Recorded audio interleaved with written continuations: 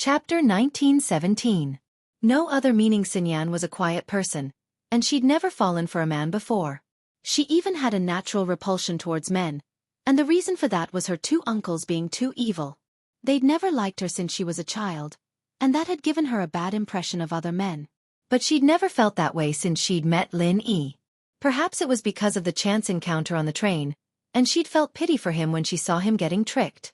She'd been surprised to find out that it wasn't Lin Yi who'd been tricked, but the scammers. She'd been curious about what Lin Yi was like. The second time they'd met was in the business district of Songshan. She'd gotten into some trouble, and Lin Yi had taken care of it easily. From that moment on, Xinyan felt that Lin Yi was a good friend. But the time they'd truly opened their hearts to each other was that time on the plane, when she'd been feeling down. She'd told him a lot about her life and worries, and from then on, they'd become closer than just normal friends. They could be considered good friends now. Step by step, Xinyan realized that Lin Yi was a good person and a good one at that. But thinking about it, Lin Yi might be a good person in her eyes, but in the eyes of the Xiao family, Lin Yi was a super bully. The two climbed for about a kilometer, and Xinyan was starting to run out of stamina. It had been easier at the start, but now it was getting more and more difficult. There were branches, leaves, and mud everywhere, and it slowed them down quite a bit. Of course, if it weren't for Xinyan, Lin Yi would have been able to find Xiaoqi and come back with ease. This sort of jungle route was a piece of cake for Lin Yi, after all. Back in the primeval forest in Africa, a place full of wild beasts, snakes, swamps, poisonous plants, and bugs, Lin Yi was still able to run like he was flying. "Let's rest if you're tired," Lin Yi said after finding a relatively clean spot. "Ah, it's okay, I can still hold on." Xinyan didn't want to rest so soon. How long would they be able to find Xiaoqi if they kept resting? "It's okay. The scenery here is beautiful. Just take it as a view," Lin Yi said with a smile. "Look at the maple leaves all over the mountains. How beautiful." As far as Lin Yi was concerned, if he couldn't find it in the end, he'd just run over and take the flag back, and that would count as completing the mission. As for the top three, Lin Yi didn't really care about them. Boss Bai had already guaranteed that he'd be able to graduate smoothly, so why would he need credits? Boss Bai was the boss in the Faculty of Medicine.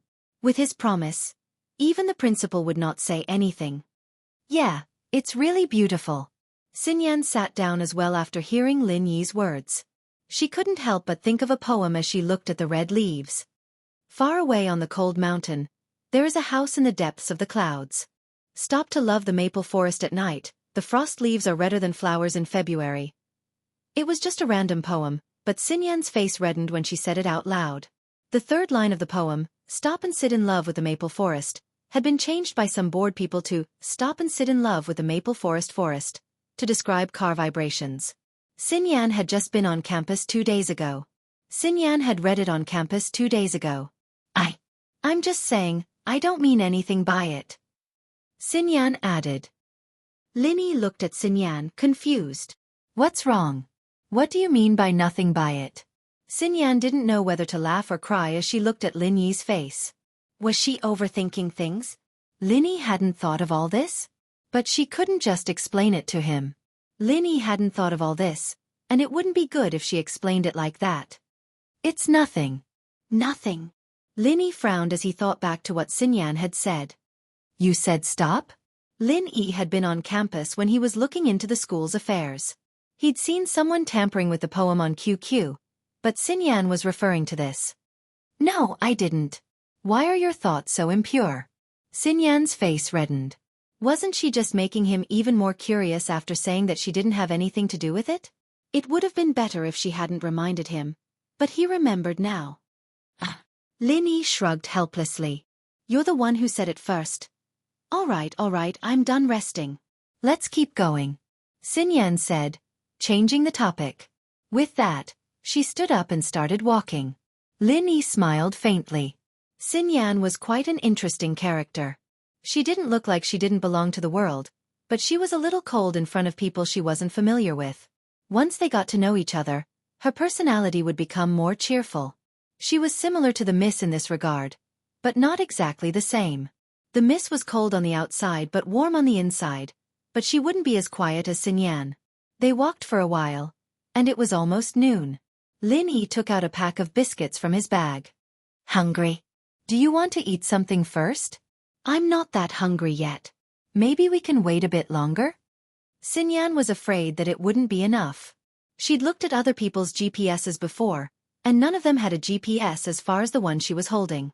This was practically the end of the mountain, and they'd have to climb over the other side of the mountain to find the flag. Xinyan didn't know why she was so unlucky to get a GPS like this. She didn't want to waste food.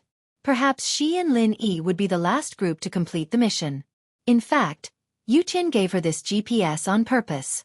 From his point of view, it was safer to give the furthest coordinate to Lin Yi. With Lin Yi's skills, it was a piece of cake for him to get the red flag.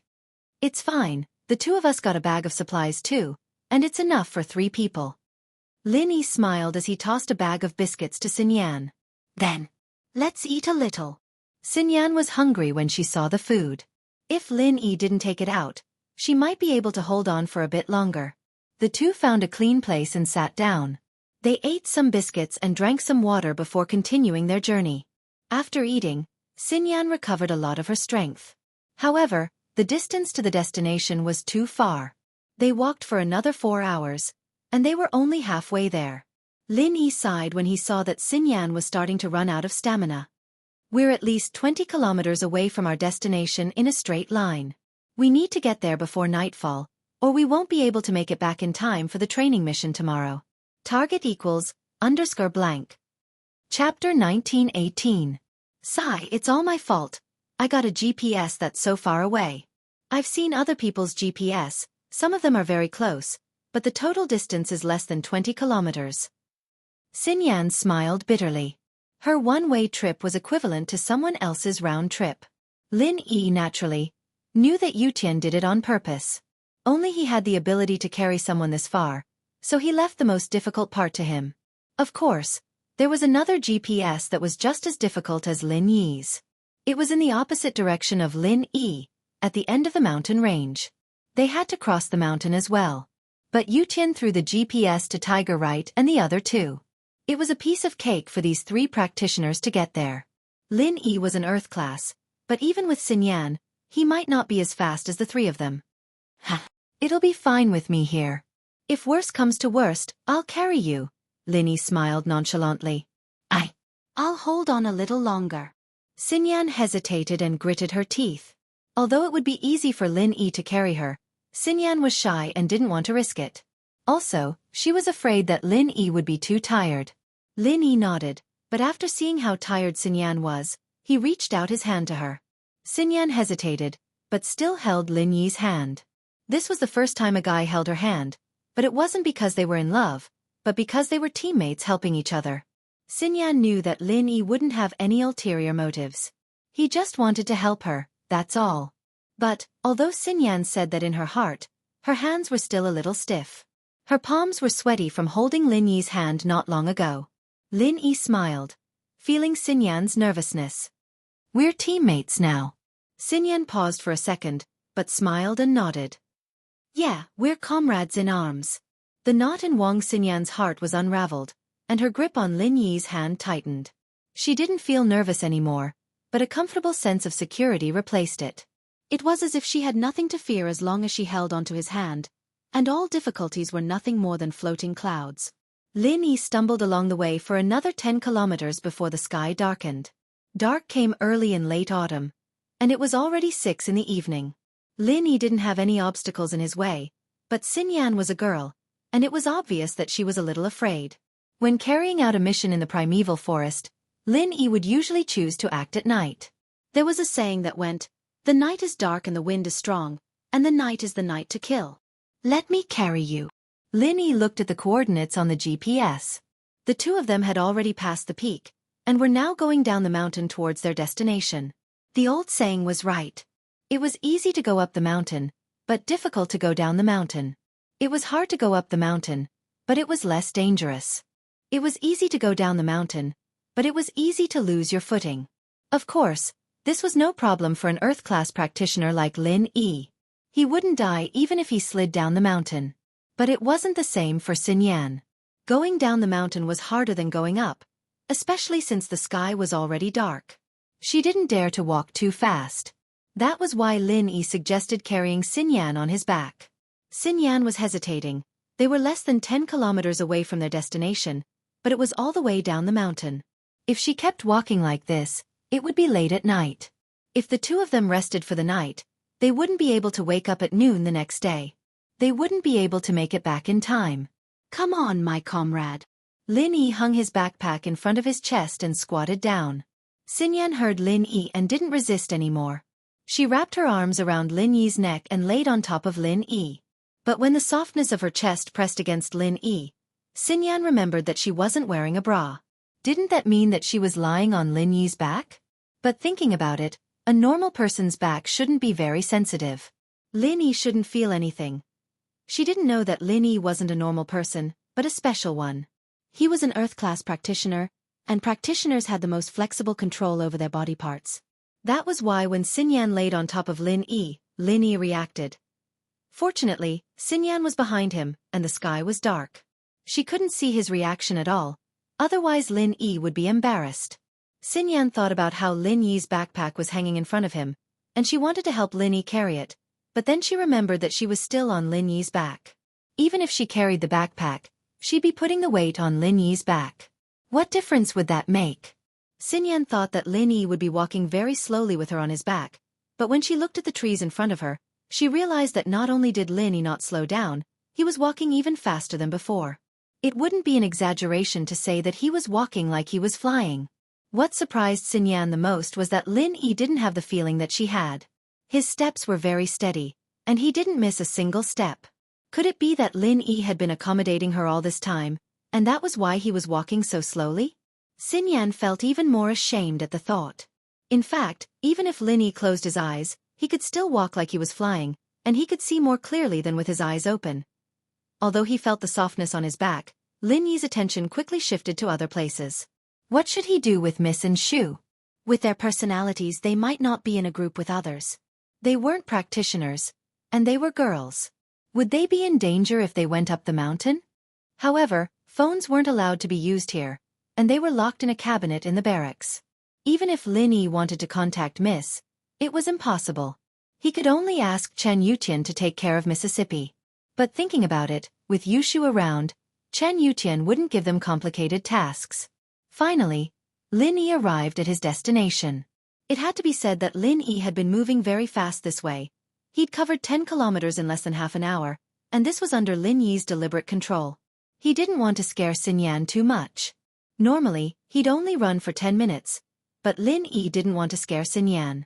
Xinyan was too tired, and she fell asleep on Lin Yi's shoulder. It was a comfortable and safe feeling, as if she had forgotten all her worries when she laid on Lin Yi's broad shoulder. Although it was only half an hour, Xinyan still slept soundly. Chapter 1919. Lin Yi's sudden stop woke Xinyan up. She didn't know how long she slept for, but when she opened her eyes and saw the flag not far from her, she woke up immediately. We're here? We're here already? Xinyan couldn't believe it. Lin Yi had been carrying her for so long, and they're already here? You're awake. Lin Yi knew that Xinyan was asleep, and Lin Yi was the first to notice her waking up. I'm sorry, I'm too tired and fell asleep. Xinyan said apologetically. There's nothing to be sorry about. Lin Yi smiled. That's how it should be. Rest up and we'll continue our journey tomorrow. After putting Xinyan down, Lin Yi took the flag and put it in his bag before setting up the tent. In an SUV at the foot of the mountain, Chen Yutian and a few other warriors were staring at a computer screen. When Yutian saw the GPS in Lin Yi's hand coincide with the flag's coordinates, he knew that they had arrived at their destination. Yutian let out a sigh of relief. Although Lin Yi was slower than Pan Hu and the others, Lin Yi was carrying a girl. However, in the last 10 kilometers, Lin Yi's speed was very fast. Yutian guessed that Lin Yi was carrying Xinyan. Lin Yi, why don't I help you? You should eat something too. Carrying me on your back must be tiring, right? Xinyan said as she watched Lin Yi assembling the tent. It's fine, you eat first. You've never done this before, and it'll take a lot of time to assemble it according to the blueprint, Lin Yi said as he moved the parts of the tent. Xinyan was startled. Didn't he look at the blueprint? But when she took a closer look, Lin Yi really didn't look at the blueprint. It was folded on the side, and Lin Yi didn't even open it. You've assembled it before? Xinyan was surprised. These military tents are assembled the same way. I used to do it all the time. Lin Yi sighed. It was as if he had returned to those days of war, camping with his teammates every night, assembling the tents. Pangolin was the most enthusiastic when it came to assembling the tents, and sleeping was his favorite thing to do. Lin Yi's heart sank at the thought of Pangolin. He still hadn't found the culprit who killed Pangolin. Although Lin Yi had destroyed the common house Yu, they were just accomplices, not the mastermind. The mastermind should be the organization called Red Conches. Although Lin Yi had killed 2 important members of Red Conches, it was far from enough. Lin Yi's goal was to destroy the whole family. Only by destroying this organization would he be able to vent his hatred. He thought of Ying Ziyu, wondering how she was doing.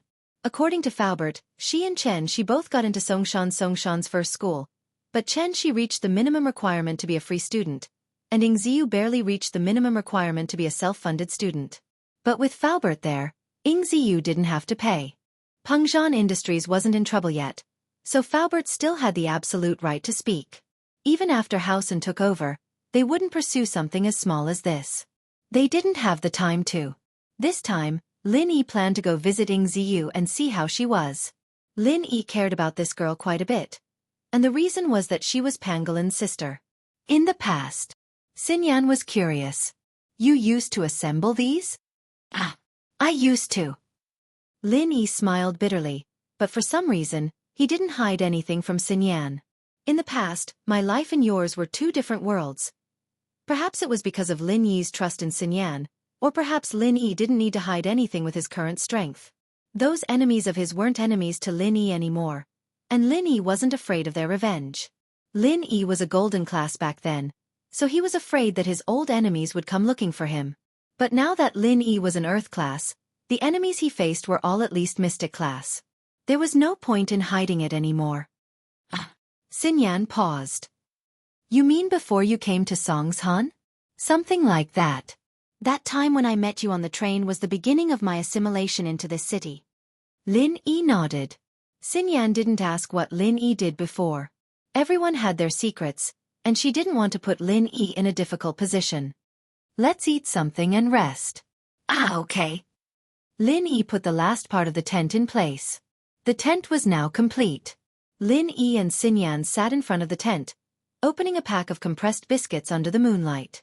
Xinyan was hungry, but she didn't eat too much, which surprised Lin Yi. You want to eat more? Xinyan blushed. It's not convenient to go to the bathroom here, I don't want to eat too much. We're deep in the forest, just find a random place. Lin Yi smiled. It's fine, eat more.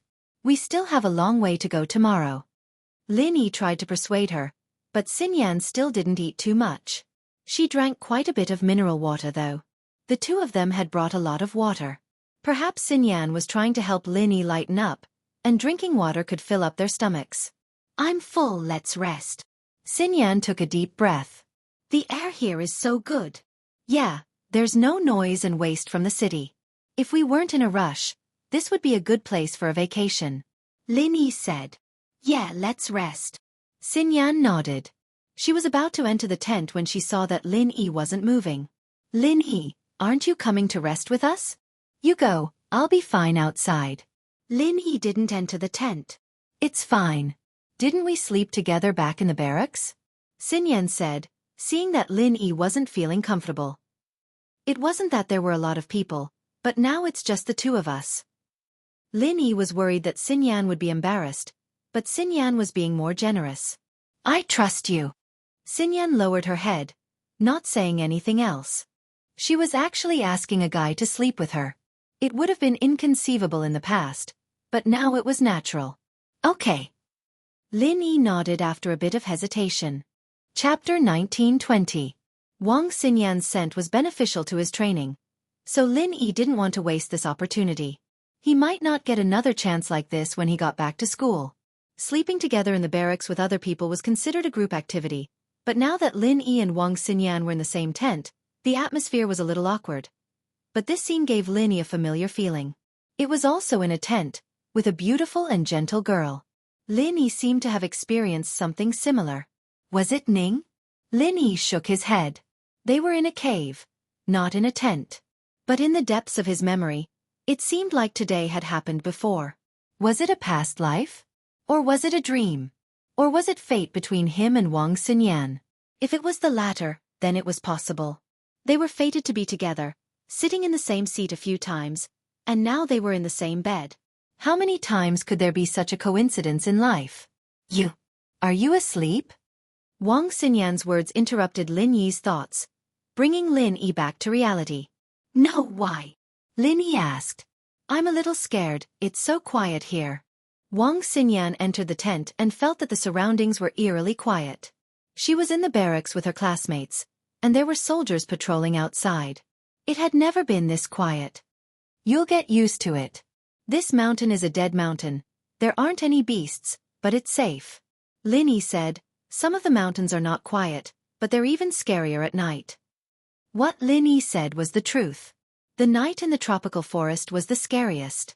Not only did they have to be on guard against enemies, but they also had to be on guard against all kinds of beasts and poisonous insects. Here, however, there was no danger at all. And, can you talk to me? Wang Xinyan was tired, but she didn't sleep too much. She remembered that Lin Yi wasn't asleep yet, so she said apologetically, Ah, right, you haven't slept yet. Why don't you rest first? Don't worry about me. I'm a cultivator. I'm fine even if I don't sleep. Lin Yi shook his head and smiled. Lin Yi, what do you think we should pursue in life? Xinyan had been lost for a while now, not knowing the meaning of life. Was she just going to be a sacrifice for her family? Everyone has their own pursuits, I can't say for sure. Lin Yi was a little puzzled as to why Xinyan would ask such a profound question. Then what is your pursuit? Xinyan regretted asking the question. I'm sorry, I was just asking randomly. It's fine if you don't want to tell me. Once, a long time ago, I also asked myself what my pursuit and goal was. But during that period of time, I was very confused. I didn't know what I was pursuing and what my goal was. Every day, I seemed to be doing things that I didn't like, but I had to do them. Lin Yi said, at that time, I really didn't know what I was pursuing, and I didn't know if I would spend the rest of my life in such a muddle. Oh? What happened after that? Xinyan was a little surprised. Lin Yi had that kind of feeling in time. After that, I came to Songshan, where I had my own love, my own friends. I wanted to protect them to give them a better life. That was my pursuit and goal. Lin Yi said, only by becoming stronger can I achieve all of that. I see. Then I'm a little envious of you. Xinyan smiled bitterly. I've never had many friends since I was young, and I've never fallen for a guy before. I don't know what true love is, and I don't have any close friends either. Ah, I'm not your friend? Lin Yi asked with a smile. You. Of course you are. I think I've found it. I've said a lot of things in front of you. Things I've never done before. Xinyan smiled. But you don't need me to protect you. You're the one protecting me instead. Friends help each other, of course. There's no rule that says who has to protect who. Lin Yi said. Yeah. But is there really such a thing as pure friendship between a guy and a girl? Xinyan asked all of a sudden. Lin Yi blinked. He was about to say that there was, but wasn't there one between him and her? But he shook his head inwardly. Pure. He'd had thoughts when he saw Xinyan naked, and he'd had a physiological reaction when he felt the softness of her breasts. Was that pure? Lin Yi couldn't help but have a reaction when he smelled the scent on Xinyan's body. It was a good thing that the tent was dark, and even with the moonlight, they could only see each other's faces clearly. Xinyan had a weird expression on her face as she looked at Lin Yi's stunned face. She turned her body sideways, wanting to chat more comfortably with Lin Yi, but something hard was pressing down on her. You brought ham sausages? Xinyan asked subconsciously. But after she said that, she immediately realized that something was wrong. She also knew what she had grabbed. Her face immediately turned red, and she quickly let go of her hand. She turned around and snorted. Sure enough, pervert. That's a normal reaction. Lin Yi smiled bitterly, a little helpless. We're so close and you smell so good. Xinyan's face reddened even more at Lin Yi's mention of her scent. I'm sleepy, I fell asleep. Lin Yi didn't know what to say. He shook his head and calmed himself down before channeling the second stage of the art of dragon mastery. Xinyan waited for a while, and felt a little apologetic when she saw that Lin Yi wasn't talking. She'd been in biology classes before, and she knew that this was a normal reaction from Lin Yi. He didn't do it on purpose, and it would have been a problem if he hadn't. But she didn't want to apologize, and so she fell asleep. Xinyan woke up in the latter half of the night. She'd drunk too much water earlier, and her body was reacting. She wanted to go to the bathroom, but it was pitch black outside. She hesitated for a moment before reaching out to touch Lin Yi. Lin Yi. What's wrong? Lin Yi asked, opening his eyes. Lin Yi opened his eyes all of a sudden, not the slightest bit sleepy on his face. Xinyan jumped. You're not asleep? Target equals _blank. Chapter 1921. Oh, I'm resting. There aren't many people here. I'm afraid something might happen. Lin Yi said, not bothering to explain about his training. Other practitioners needed to sleep, after all. Only the art of dragon mastery allowed him to train in the jade space without sleeping. Xinyan felt a little moved. Lin Yi didn't sleep because he was afraid of danger. Xinyan felt a little embarrassed at the thought. She'd called him a pervert before. If he was a pervert, why didn't he do something to her when she was asleep? I'm sorry, I shouldn't have called you that. Xinyan said. Called me that? Since when did you curse me? Lin Yi didn't know what Xinyan was talking about. Are you dreaming or something? No, it was before I slept. I called you a pervert. Xinyan said, a little embarrassed. Oh. It's nothing. Lin Yi smiled bitterly. Oh right, why did you call me? Xinyan only remembered her goal after Lin Yi's reminder. I drank too much water, and I wanted to go out. But I'm a little scared. I see. Let's go, I'll stay with you. Lin Yi sat up, but realized that Xinyan might misunderstand if he said that. I mean, I'll be watching you from afar. I don't mean watching you, I mean guarding you. Lin Yi realized that the more he said, the more ambiguous it got. He might as well not say it. Okay. Xinyan understood what Lin Yi meant. She walked out of the tent first, blushing a little. Xinyan looked left and right. She and Lin Yi had chosen a flat, empty space. It was precisely because of this that Lin Yi chose this place. There really wasn't anything to hide in if they wanted to go to the bathroom. Xinyan had no choice but to run towards the forest. She ran for a few hundred meters before disappearing into a thicket. Lin Yi followed slowly, but didn't get too close. He only needed to sense where Xinyan was. Lin Yi didn't use his consciousness to sense where Xinyan was, either. He'd be able to see her clearly that way. Xinyan was in a hurry, but Lin Yi wasn't far from her. Wouldn't he be able to hear her if she were to make a sound that could be heard in the silence of the night? Xinyan couldn't pee at the thought of that embarrassing shushing sound. Lin Yi waited for a long time, but didn't hear any movement from Xinyan. It was a little strange, but he didn't want her to feel awkward, so he didn't ask or walk over. Instead, he entered the jade space and used his consciousness to sense what was going on in the distance. He saw Xinyan squatting there with a blushing face. Lin Yi quickly looked away, and just as Lin Yi was about to retract his gaze, he saw two people about 20 meters in front of Xinyan. Two people in camouflage clothes. They didn't stand out in the dark of the forest, but Lin Yi could see them clearly with his consciousness. One of them was a Chinese, and the other was a foreigner with blonde hair.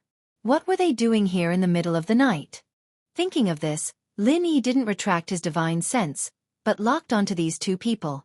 Audie, I've brought the goods. Do you have the money ready? It was the Chinese who spoke. The two seemed to have just met. Baldy, why are you here? Wasn't it Brother Da who delivered the goods before?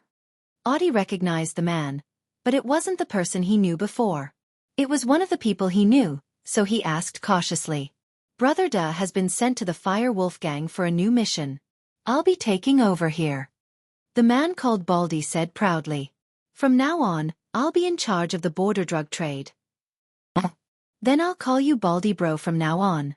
Congratulations. The foreigner spoke fluent Chinese. Ha ha ha, you flatter me. Bald Wolf laughed. He was obviously happy about his promotion. Oh! Xinyan was nervous to begin with, and the sudden burst of laughter made her scream out of reflex. Baldy's voice was very soft, and Lin Yi could only tell what they were saying through his lips. The laughter, however, was a little too loud in this quiet mountain. Xinyan didn't think that there would be other people around, and the voice clearly wasn't Lin Yi's. It was hoarse and unpleasant, and it was a man's voice. Xinyan screamed subconsciously, but someone covered her mouth before she could finish. Xinyan was even more shocked. She just heard the laughter, and now she was being kidnapped? But Lin Yi's voice rang in her ears. "Don't worry, it's me." Xinyan relaxed when she heard it was Lin Yi. But now that she relaxed, all the pee she'd been holding in came out. Lin Yi was kneeling in front of her, covering her mouth, and her pee was all over Lin Yi's pants. Xinyan was embarrassed, but she couldn't control herself. She wanted to dig a hole in the ground and hide in it. How embarrassing was this?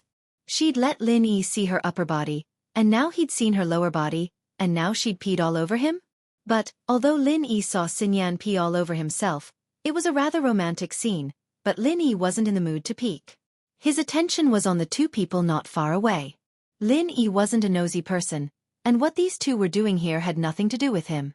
But when At mentioned de Bro, it caught Lin Yi's attention. Wasn't Jiangwen's brother in Jenda called de Bro?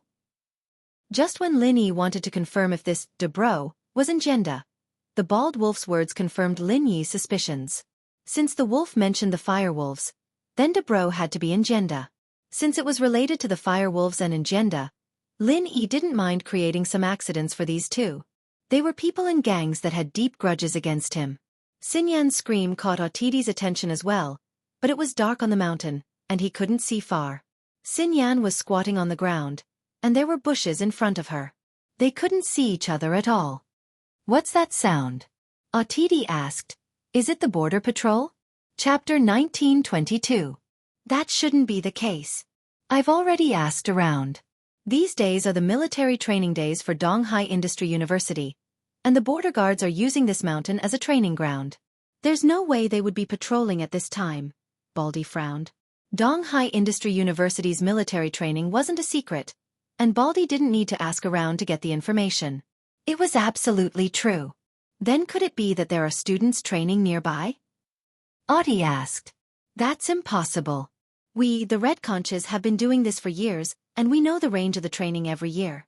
This place is too far, and it's impossible for the students to come and go in 2 days. Those students aren't us, so how could they walk this far? Baldy shook his head. Maybe we heard wrongly. There's an owl nearby, and it sounded similar to the sound just now. If the border guards were here, then it would be a gunshot. You and I wouldn't be able to stand here and talk. You're right. Audie nodded after not hearing any strange noises for a long time. But at that moment the sound came again. "Doo, goo," the sound came from Lin Yi's mouth, mimicking the sound of an owl.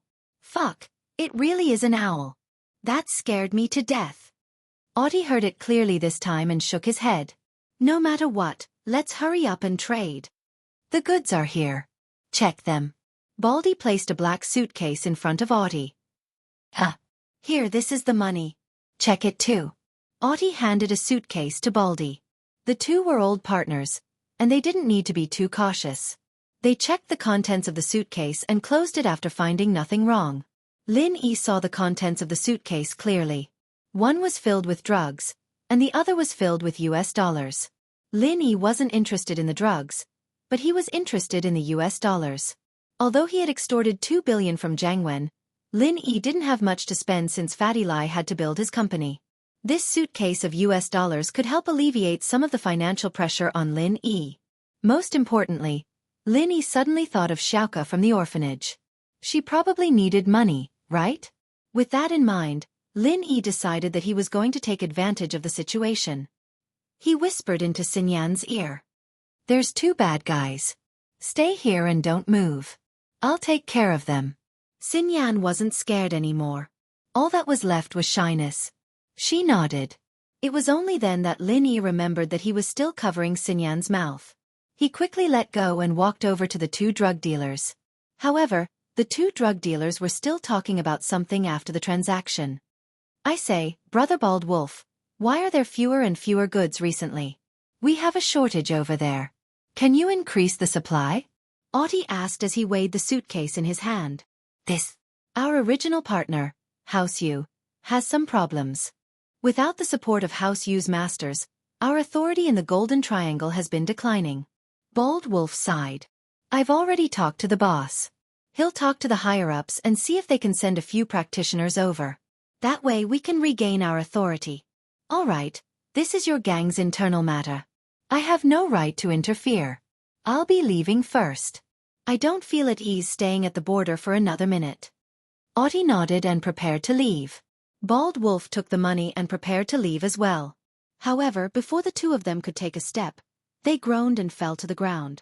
These people weren't even practitioners, and Lin Yi could knock them out without a sound. Lin Yi didn't kill them. Although it was easy for Lin Yi to kill these two, Lin Yi still wanted to ask Bald Wolf a few questions. Lin Yi didn't want to force a confession out of someone like Baldy. He took out a couple of needles and stuck them into Baldy's head, waking him up as well. His eyes were a little glazed over. I'll ask you a few questions. Answer them one by one. Don't hide anything, Lin Yi said sternly. Yes. Bald Wolf seemed to have entered a hypnotic state. He had lost his consciousness. This method was taught to Lin Yi by his master. Although it was effective, it could only be used on low-leveled people. After all, a practitioner's will was extremely strong. Even golden-class practitioners had strong spiritual power. Lin Yi couldn't hypnotize them with this method. However, this method was the fastest and most effective way to deal with such a small fry. However, after using it, there would be a certain side effect, which was that the person would forget a part of their memory. This memory varied from person to person. The shortest would be 1 day, and the longest would be 4 to 5 days. Therefore, they would not remember being hypnotized at all. Lin Yi planned on using the same method on the foreigner, making them forget what happened recently. That way, he'd be able to take the box of dollars without anyone noticing. As for these two, Lin Yi planned on handing them over to Chen Yuqin for him, Yang Huijuan, and Ling Shan to work together. After all, capturing so many drugs was a huge achievement. Lin Yi didn't mind letting these two use their full potential. It'd be a waste to just kill them. What's your name? What do you do? What organization do you belong to? Lin Yi asked. I'm Tu Lang, Bald Wolf in the underworld. I'm in charge of the drug trade for Red Conches. Bald Wolf said. Where's the headquarters of Red Conches? How many people are there? Who's the boss? What's his relationship with the Fire Wolves? Lin Yi asked. The headquarters of Red Conches is overseas. I don't know where it is. The one in China is just a branch, Bald Wolf said. Bald Wolf said, the Red Conch branch is in Qingrun City. The first master is dead, and the second master has been arrested. Currently, the third master is in charge. I don't know the third master's name because everyone calls him third master. Our Red Conches and the Fire Wolves are brother gangs. We help each other, but I don't know the details. Lin Yi was surprised by Bald Wolf's words. He didn't expect Red Conch's headquarters to be overseas. He didn't even know where it was. The one in China was just a branch. According to what he said, the big boss that Feng Tianlong killed was just a person in charge of Red Conch's branch. Red Conches had a lot of resources. Is there a cultivator guarding the Red Conch? What's the highest level? Lin Yi asked. The third boss is a practitioner himself. He's at the peak of the late phase of the mystic class. Other than him, there's only one master at the early phase of the golden class. Bald Wolf said. Red Conch's business is with House Yu. All the masters are from House Yu. Chapter 1923. Lin Yi nodded. It seemed like this Red Conch's wasn't that strong. The strongest was only a mystic class. Of course, this was only the strength of the branch. No one knew how strong the headquarters was. But Lin Yi didn't suspect that he was lying. Putting aside the fact that he couldn't lie in this situation, just from what he said to Atiti, it was obvious that House Yu was destroyed, and Red Conch's drug business was affected as well. Their power in the Golden Triangle was reduced. Tell me the address of the Fire Wolf Gang's branch. Lin Yi said. I don't know the address. I'm just the person in charge of the drug business in Donghai. Every time I go to a meeting, it's the Conch Bar in Qingrun City. That's a small base for the Red Conches, Baldy said. Conch Bar. Lin Yi was surprised. These Red Conches were quite daring. They made a bar and called it Conch Bar. Weren't they afraid of being exposed? But Lin Yi thought that no one would connect this conch bar with the red conches. As the saying goes, the most dangerous place is the safest place. This was probably the case. Who else is in charge of the drug business? Lin Yi continued. It used to be Brother De. We used to work under the third head. Even when we were working with Xianxia, he was the one who handled the whole thing. Now that he's in charge, he's still the one in charge, Baldy said. Lin Yi's heart skipped a beat. It seemed like Armadillo's revenge was on this third head in charge. This guy was the mastermind behind Xiaoxia's collaboration. No wonder there was no news from the second head in charge when they captured him. He wasn't in charge of the drug trafficking. All right, you can sleep now. Lin Yi had asked everything he needed to ask. If he asked more, Baldy wouldn't know. He had limited knowledge. He was just a small character. As for Atiti, Lin Yi did the same. But Atiti was a foreign gang leader. Lin Yi wouldn't be able to get anything useful out of him. Lin Yi wasn't interested in the gang at all. He let Atiti go back to sleep. After that, Lin Yi walked towards Xinyan. Lin Yi poked the two with needles. They wouldn't wake up for at least 2 hours. Xinyan's heart tightened when she heard footsteps. She was so nervous that she forgot to pull up her pants. She was just squatting there. She was afraid that something would happen to Lin Yi, but Lin Yi and the two were talking softly. Xinyan couldn't hear them, and she didn't dare stand up. Lin Yi. Is that you? Xinyan said, suppressing her fear as the footsteps got closer. Yes, Xinyan, it's me. Lin Yi said as he walked up to Xinyan. What he saw stunned Lin Yi. Ugh. What's wrong? Xinyan stood up, pausing at the look on Lin Yi's face. A gust of wind blew past, and Xinyan realized that she'd forgotten to pull up her pants. Embarrassed, she quickly pulled them up. I forgot. Haha, I know. I don't think you're trying to seduce me. Lin Yi joked. You. Xinyan blushed. She knew that Lin Yi was joking. She quickly changed the topic. Right, Lin Yi, those people? They're knocked out, but I'm afraid we'll have to go back tonight. Lin Yi said. Oh. Xinyan nodded. All right, I've rested enough, and my stamina is back. I'll contact Instructor Chen. Maybe we don't have to walk back. Someone's going to pick us up. Lin Yi smiled. Right, your pants. Xinyan said apologetically when she saw the wet patch on Lin Yi's pants. She'd puked on Lin Yi's pants, and now she'd peed on Lin Yi's pants. Did Lin Yi think she was a meddlesome girl? Oh, it's fine. There's no smell. I'll be fine after I dry it. Lin Yi didn't mind. Xinyan was embarrassed, and didn't say anything else. At the foot of the mountain, in the SUV, a soldier in charge of monitoring the coordinates saw the blinking on the screen. He immediately reported to Chen Yutian, who was taking a nap. Captain Chen, we have a situation. Chen Yutian woke up immediately. He looked at the screen, but the blinking coordinates stunned him. It was Lin Yi and Wang Xinyan's coordinates? Chen Yutian thought that any of the students who participated in the field training could be in trouble. Only Lin Yi wouldn't be in trouble. Lin Yi was an Earth class. It would be unbelievable if a jungle like this could stop Lin Yi. But it just had to be Lin Yi's coordinates. If something happened to Lin Yi, it would be a huge problem. Chen Yutian didn't dare to underestimate it. He quickly ordered, "Get the rescue helicopter ready. I'll go check it out myself." Yes. A soldier on standby received the order and went to get the helicopter ready. Chen Yutian quickly got out of the SUV and walked towards the helicopter. However, Chen Yutian refused everyone else to get on the helicopter. He was going to fly the helicopter alone to get Lin Yi. If Lin Yi was in danger, ordinary people wouldn't be able to help. Chen Yutian was the strongest here, and it was the safest for him to go alone. Although it was useless for him to go if it was something even Lin Yi couldn't handle. Since Lin Yi sent out the signal, it meant that Lin Yi should be fine. To keep it a secret, Chen Yutian decided to go alone. The speed of the helicopter was much faster than walking. Soon, Chen Yutian got close to the coordinates. He saw Lin Yi's tent. There was an empty space near the tent, and Chen Yutian landed the helicopter without hesitation. However, what surprised Chen Yutian was that Lin Yi and Wang Xinyan were perfectly fine after he got off the helicopter. They were waiting for him at the tent, and under Lin Yi's feet, there were two strangers lying on the ground. He didn't know if they were dead or alive. Boss. Chen Yutian called Lin Yi boss when there were no outsiders around. Wang Xinyan looked at Chen Yutian in surprise, and then looked at Lin Yi. Instructor Chen called Lin Yi boss? What was going on? Although she was confused, she didn't ask. Yutian, there are 2 drug dealers here. They were trading and I caught them. Lin Yi pointed at the 2 people on the ground. Chapter 1936. Back to school. What? Drug dealers? Chen Yutian's eyes widened in shock. He quickly ran over.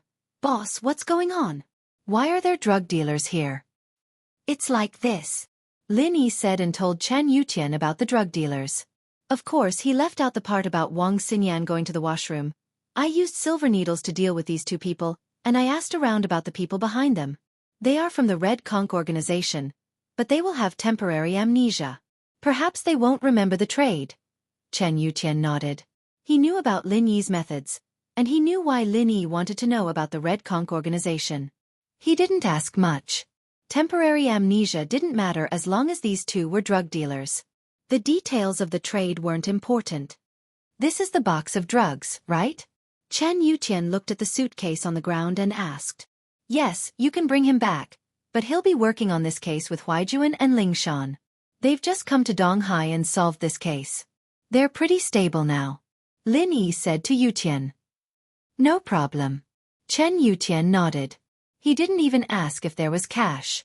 From Yutian's point of view, the drug dealers would transfer money over the phone. Even if there was cash, he wouldn't ask if it was taken away by Lin Yi. Boss, why don't you and sis-in-law Xinyan take the helicopter back? Your mission is considered complete, and you caught 2 drug dealers. If it wasn't for you not wanting to be famous, you could get a lot of points for this contribution. So you guys are the first to complete the mission. Okay, I want to go back too. Lin Yi nodded. Xinyan found it very weird that Instructor Chen was calling her sis-in-law, but she didn't go out of her way to correct him. Her relationship with Lin Yi was getting more and more beyond friendship. Lin Yi packed up quickly, and Chen Yutian came over to help him take down the tent. The 2 drug dealers were thrown into the car, and the helicopter started flying down the mountain. No one objected to the fact that Lin Yi and Xinyan took the first place. They all knew that Lin Yi's contribution alone was worth more than the first place's points, but Lin Yi kept a low profile and didn't want to announce it. Chen Yutian called Huaijuan and told him to bring the 2 drug dealers back. Usually, the border guards would hand the drug dealers over to the local police for trial. Huaijuan was speechless when he heard that Lin Yi caught 2 drug dealers on the way up the mountain, but he was grateful that Lin Yi wanted him and Lingshan to do something. He drove over the night and brought the 2 drug dealers away. As for the aftermath, Lin Yi and Yutian didn't have to worry about it. Huaijuan felt weird when he brought the drug dealers away. Lin Yi was too amazing. He just talked to him about the drug dealers and the Red Conch a few days ago, and he brought the drug dealers back just like that? Lingshan said that as long as the case was handed to Lin Yi, there would be no case that couldn't be solved. Huaijuan was convinced that it was true. Huaijuan knew that Lin Yi was amazing, but he didn't expect him to be this amazing. Finding an enemy in the forest and finding a criminal in the city were 2 different things, and the methods of investigation were different as well. But for Lin Yi it was the same. It was still early, and Yutian called for an off-road vehicle for Lin Yi and Xinyan to get in and rest. The car was spacious, and sleeping was no problem after putting down the seats. But Lin Yi's first thought was to have sex in the car. Xinyan thought of it as well, but she didn't say anything. She knew her relationship with Lin Yi very well, and although they did flirt a lot, they were actually innocent.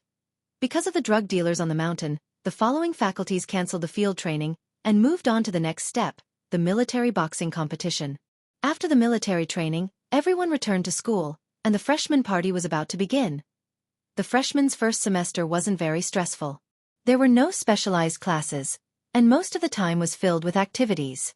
Military training, freshman party, student council election, extracurricular club registration, sports day, art festival, and so on.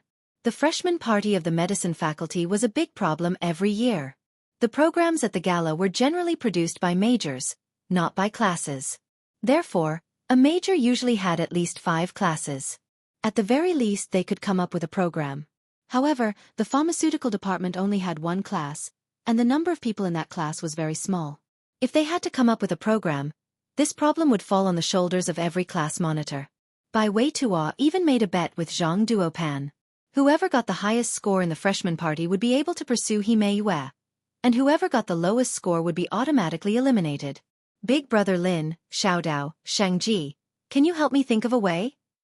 As soon as the military training ended and they returned to the dormitory, Bai Weitua was anxious. He hadn't thought about it before, but when it really came, he realized how difficult it was to organize a program. You sing well, go and sing a solo. Song Xiaodao said helplessly, we don't have artistic cells. Asking us to help you think of a way is equivalent to harming you. Solo. Bai Weitua shook his head. Although his singing was very good, it wasn't particularly outstanding. If it was in a party with fewer people, such as a junior high school art festival, it was still possible to get a place. But on a university campus where there were many talented people, a solo had no special characteristics, and it was very difficult to get a place. Moreover, Bai Weitua also knew that in the school, in the past freshman parties, it was usually a group program that won a place, not an individual program. As a freshman, being able to unite the group was a real ability, and individual ability was nothing. Then let's sing a duet. If you can sing, then sing. If you can't sing, then just harmonize or lip sync. Anyone can do it, Linny said. Ah. Bai Weitua was stunned, but really, Lin Yi's move was a good one. This was because Bai Weitua had also seen some celebrity concerts. The celebrity was the main host in the front, and there was a choir at the back to help harmonize or sing a small part. If he was the main singer, and then let the students in the class go up to harmonize, this could be considered a group program. Thinking of this, Bai Weitua's eyes lit up. Then let's do it this way. I'll go back and talk to the students. Chapter 1924. Yeah, go get ready, I'll be heading out for a bit. Linny received a text from the miss, saying that Faubert was coming over. Alright, Lin bro, go do what you need to do, Bai Weitua said as he prepared to contact his classmates. As Bai Weitua spoke, he was ready to contact his classmates. Everyone was in the same dormitory building, and it was also on the same floor. It was very convenient to contact them. Lin Yi left the dorm and went to the car park. The miss and Shu weren't there yet, but he was surprised to see Xinyan there. Xinyan had changed back into her old clothes, and Lin Yi was still in his camouflage uniform. Xinyan was a little surprised, but then she remembered that she had spit on Lin Yi's pants. People might misunderstand if word got out. But wasn't there still her pee on his clothes? Xinyan's face reddened at the thought. Xinyan, what's wrong? Lin Yi was a little puzzled. Why was this girl blushing when she saw him? She wasn't this shy even when they were sleeping in the same bed. And nothing, I need to go out and buy some stuff. Xinyan didn't hide anything in front of Lin Yi. She took out a car key and walked up to one of the cars. It was the same one she'd driven on the business street. Lin Yi had seen it before. Book Ocean Pavilion, net. Buy stuff? Lin Yi blinked. Was she going to buy stuff for the ladies? Why else would she blush? But Lin Yi didn't ask. Are you going to the supermarket? Supermarket? Xinyan shook her head. No, I need to go to the hospital. I'm cold all over. I think I'm going to catch a cold. Xinyan didn't wear much during the military training, but she managed to persevere. She didn't expect to catch a cold when she got back to school. She wanted to go to the hospital as soon as possible. She didn't want to get sick right after school started. Cold. Linny said. Then you don't have to go. I'll help you take a look. Linny was a doctor, after all. Treating minor illnesses like this was a piece of cake for him. Wang Xinyan was his friend, so he didn't mind helping her out. As for the others, Lin Yi wouldn't be so kind. Yes, you're a doctor. Xinyan suddenly remembered that Lin Yi was a doctor. Back in the business district, Lin Yi had quickly healed that fainted old man and helped her out. Moreover, when he was on the way to the military training, he got carsick and vomited, but Lin Yi quickly cured him. Go to your car. Lin Yi knew that the Miss and Shu would be here soon, and it wouldn't be good if Xinyan got in the car. It would be better for him to get treated in Xinyan's car. Wuxia Pavilion, net. Okay. Xinyan nodded without hesitation. The two got into Xinyan's car, but this scene was witnessed by the Miss and Shu, who were walking over from not too far away. Yao, the school forum said that Wang Xinyan and Shield Bro had sex on the roof. It's so cool, but shouldn't we do some damage? Yushu said. Meng Yao, on the other hand, had a dark expression on her face. The school's BBS seemed to be telling the truth, and not only that, it said that Lin Yi and Wang Xinyan had sex in the gutter behind the barracks, and that Lin Yi had put his hand under Xinyan's shirt on the way to military training, and that Xinyan had even helped him do it with her mouth. But these were all hearsay, and there was no proof. Meng Yao would rather believe these rumors because she didn't think that Lin Yi was such a perverted person. She and Shu had lived with him for so long, and Lin Yi hadn't done anything out of line. Even when they were naked, he didn't lose his mind. When he was with Tang Yun and Xiao, the most intimate thing he did was holding hands. He just met Wang Xinyan not long ago. How could he be this close? Shu, what sex? How is that possible? If he wanted to have sex, he would have done it a long time ago. Why would he wait until now? I think it's most likely Xinyan's pursuers who saw how close Lin Yi and Xinyan got, and started slandering them. Meng Yao said. Even if that's not the case, Xinyan's still one of the prettiest girls in the first year. It's normal for there to be rumors about her. It's not impossible for people to start rumors like that. Didn't that littlekin say the same thing about you and her? Didn't you get an abortion? Oh, you're right. Yushu nodded. She was about to say something when she raised her head to see Lin Yi and Wang Xinyan getting into a sports car. She exclaimed. Yao Yao, isn't that Shield Bro? Meng Yao's face turned green. She was just defending Lin Yi, and Lin Yi got into someone else's car. How could she accept this? But Meng Yao still said, maybe they're going to get something or take a break. Oh, I'll send Detective Holmes to investigate then. With that, Yushu ran over to the scene. Xinyan's sports car had a film around it, so if you didn't lie down in front of it, you wouldn't be able to see what was going on inside. Xinyan, on the other hand, was too shy to take off her clothes in front of Lin Yi, so Lin Yi had no choice but to start massaging her under her clothes. Ah! Xinyan couldn't help but moan in comfort. Lin Yi's massage technique didn't look special, but Xinyan had never felt so relaxed before. Xinyan's face reddened a little after that moaning. Why did that sound so weird? Was he doing something? But Lin Yi didn't seem to mind at all. He was still focused on massaging her. Xinyan, on the other hand, relaxed a little. She couldn't hold it in any longer and started moaning in comfort. Yushu couldn't see what was going on inside the car, so she could only lean her head against the car window and look inside. Xinyan's moans of comfort were heard before she could get a good look. She took a closer look and saw that Lin Yi's hand was moving around inside Xinyan's clothes, as if he was. Yushu was a little taken aback. Since when did Shield Bro get this good? She'd definitely let him touch her when she got back. Lin Yi was so focused on massaging Xinyan that he didn't even notice the person lying on the car's side. They were in the school's parking lot, after all, and there shouldn't be anyone peeking at them, right? Besides, the Jade wouldn't give any warnings, so there shouldn't be any danger. Yushu was one of Lin Yi's teammates. Anyway, the Jade wouldn't give any warnings even if it saw her coming. Yushu remembered her mission after a while, and quickly ran back to report to Meng Yao. Target equals, _blank. Chapter 1925. What's wrong, Shu? Why's your face so red? Meng Yao frowned. Could it be that Lin Yi and Xinyan were doing something shameful in the car? Shield Bro was touching Xinyan in the car, and Xinyan was there. Book Ocean Pavilion, net. Yushu said. Meng Yao didn't know what to say. Can't you use a more elegant word to replace it? But Yushu's words ignited Meng Yao's heart. She didn't know if it was because of Tang Yun or something else, but she rushed to Xinyan's car and pulled the door open. She roared at Lin Yi. Lin Yi, you bastard! Get the fuck out of the car!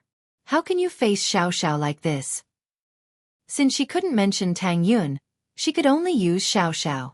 Luckily, she wasn't that impulsive. Lin Yi and Xinyan didn't lock the car door, and Meng Yao didn't think that she would be able to pull the door open. She looked into the car and saw that Lin Yi's hand was still in Xinyan's clothes. Meng Yao was about to explode from anger. Could it be that the news was true? Yao Yao? What's wrong with you? Lin Yi paused as he looked at the furious Meng Yao, not understanding what was going on. Book Ocean Pavilion, net. Lin Yi didn't know what was going on, but Xinyan understood why Meng Yao was angry. She must have misunderstood that Lin Yi and her were doing something shameful here. She blushed and lowered her head, not daring to look at Meng Yao and the others. Shield Bro, you touched Xinyan in the car, Yao Yao's jealous. Yushu said. Bullshit. Meng Yao glared at Yushu. I'm just feeling sorry for Xiao, she's training, and you're here hitting on girls. Lin Yi finally understood why Meng Yao was so angry. She'd misunderstood him and Xinyan. Xinyan caught a cold. I'll give her a massage so she doesn't need to go to the hospital for an injection. Lin Yi said, because there are many people outside, I chose to do it in the car. Lin Yi explained. Of course, this was only for Meng Yao. If it were someone else, Lin Yi wouldn't even bother explaining. Meng Yao knew that Lin Yi wasn't someone who liked to lie. If he said that, then it had to be true. He'd admitted it when he brought Tang Yun and Xiao back, and it didn't matter if Meng Yao wanted it or not. Lin Yi had done it, and he wouldn't hide anything. So, Lin Yi and Xinyan were probably misunderstood by her. With that thought, Meng Yao calmed down and looked at Xinyan. She realized that although Lin Yi's hand was inside Xinyan's shirt, it was on her back. Xinyan's bra was still on her body, and there were no signs of her pants being taken off or undone. It seemed like Lin Yi was really treating Xinyan. I'm sorry. I misunderstood you guys. I was just worried about Xiao.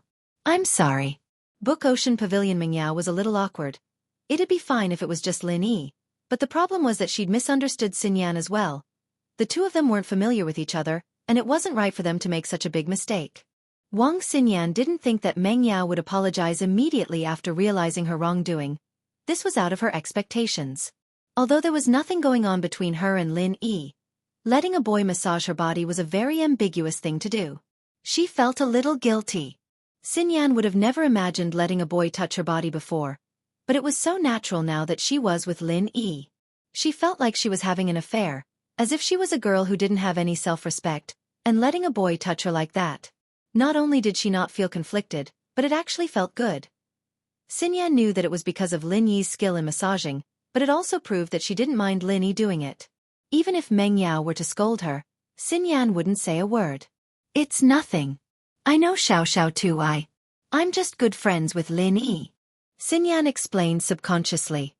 If that's the case, you guys can continue. Although Meng Yao felt that Lin Yi touching Xinyan's body was inappropriate, she didn't stop him when she thought that Lin Yi was treating a patient. After all, when she was poisoned, she took off her clothes and let Lin Yi treat her, and what was even more embarrassing was that she peed on Lin Yi's face. She and Lin Yi were even worse, but weren't she and Lin Yi friends?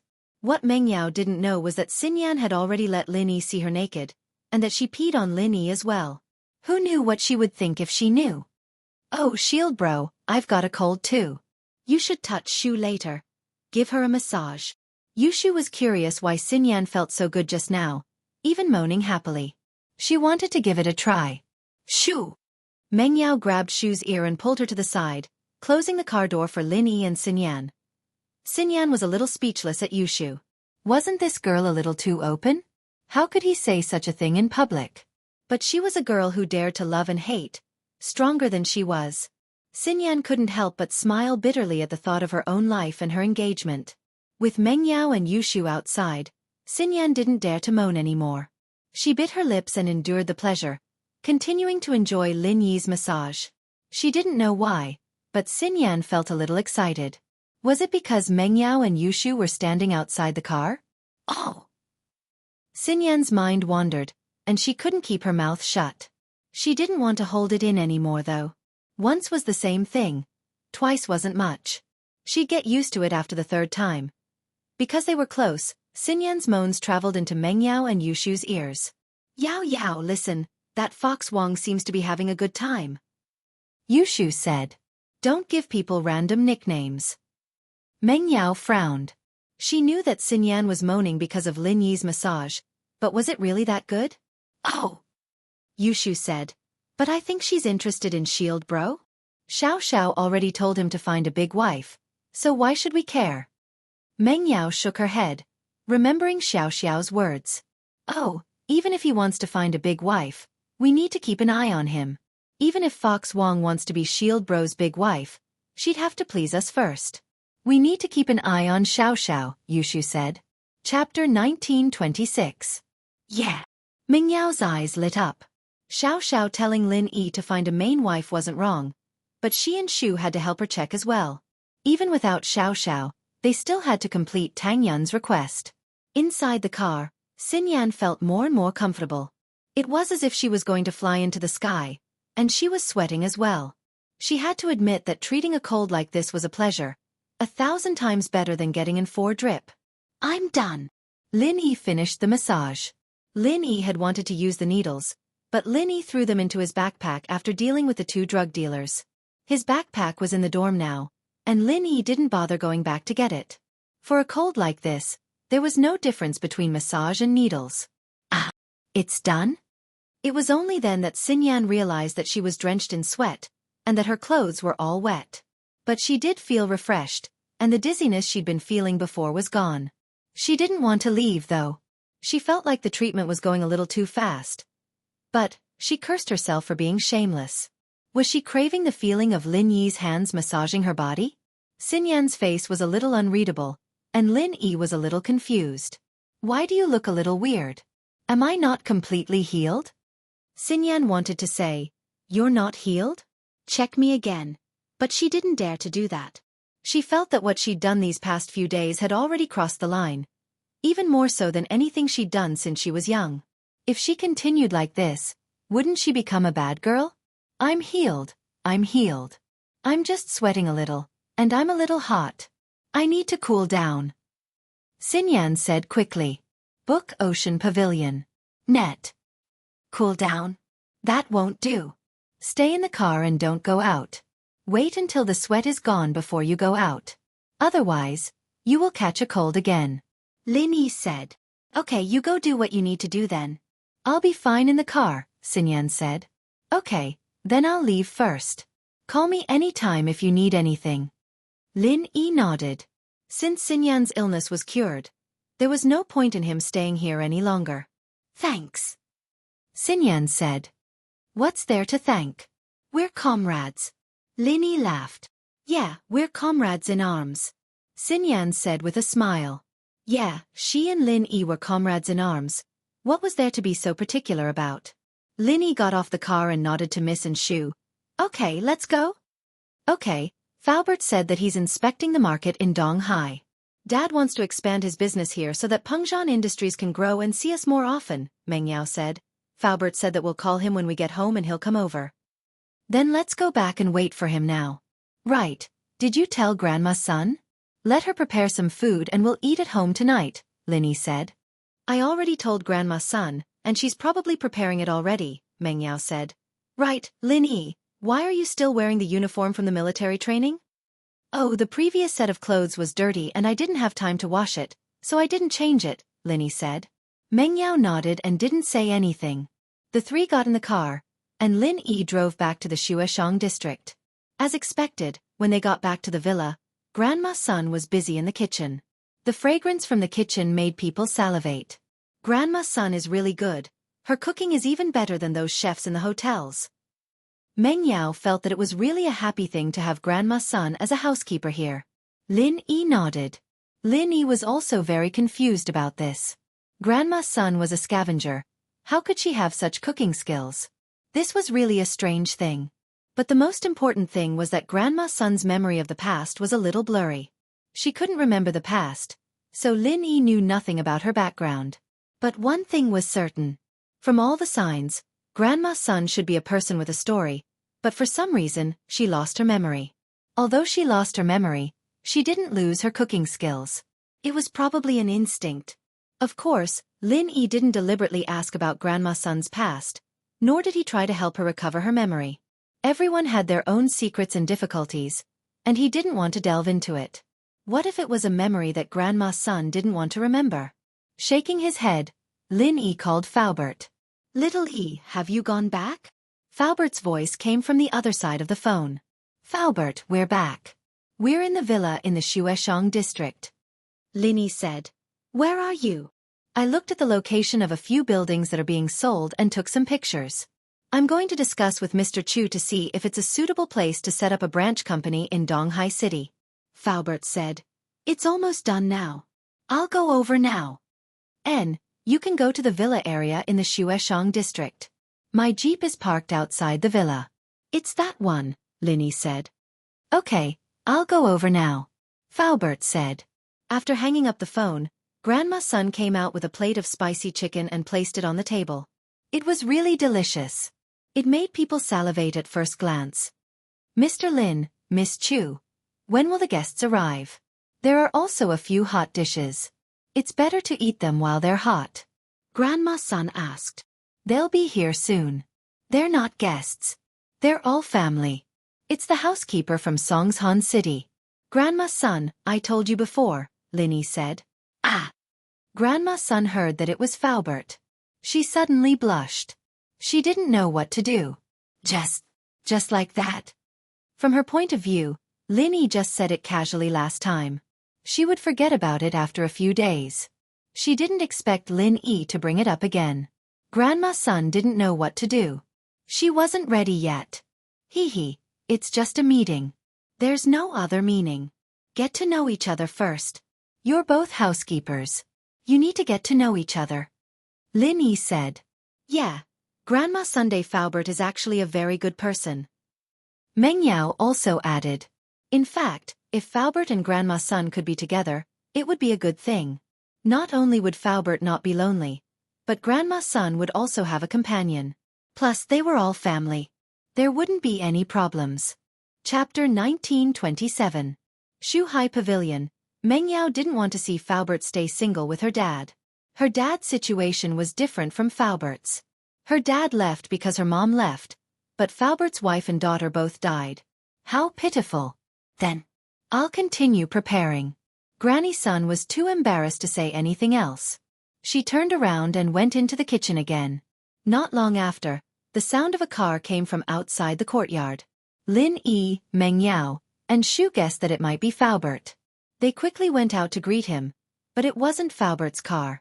It was a BMW X5M parked in front of the villa next door. Meng Yao glanced at the BMW X5M in surprise. Ha!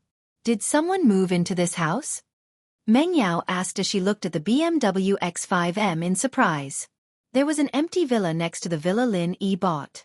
It was the luxuriously decorated villa they bought the other day. Lin Yi, Meng Yao, and Shu only found out after they moved in. However, the villa wasn't sold on the day they bought it. They didn't expect it to be sold so soon. The person in the BMW was probably the owner of the villa. No matter what, since they were out, they couldn't just ignore their new neighbors. After all, they were going to live together in the future. So Meng Yao decided to greet them. It was a matter of politeness.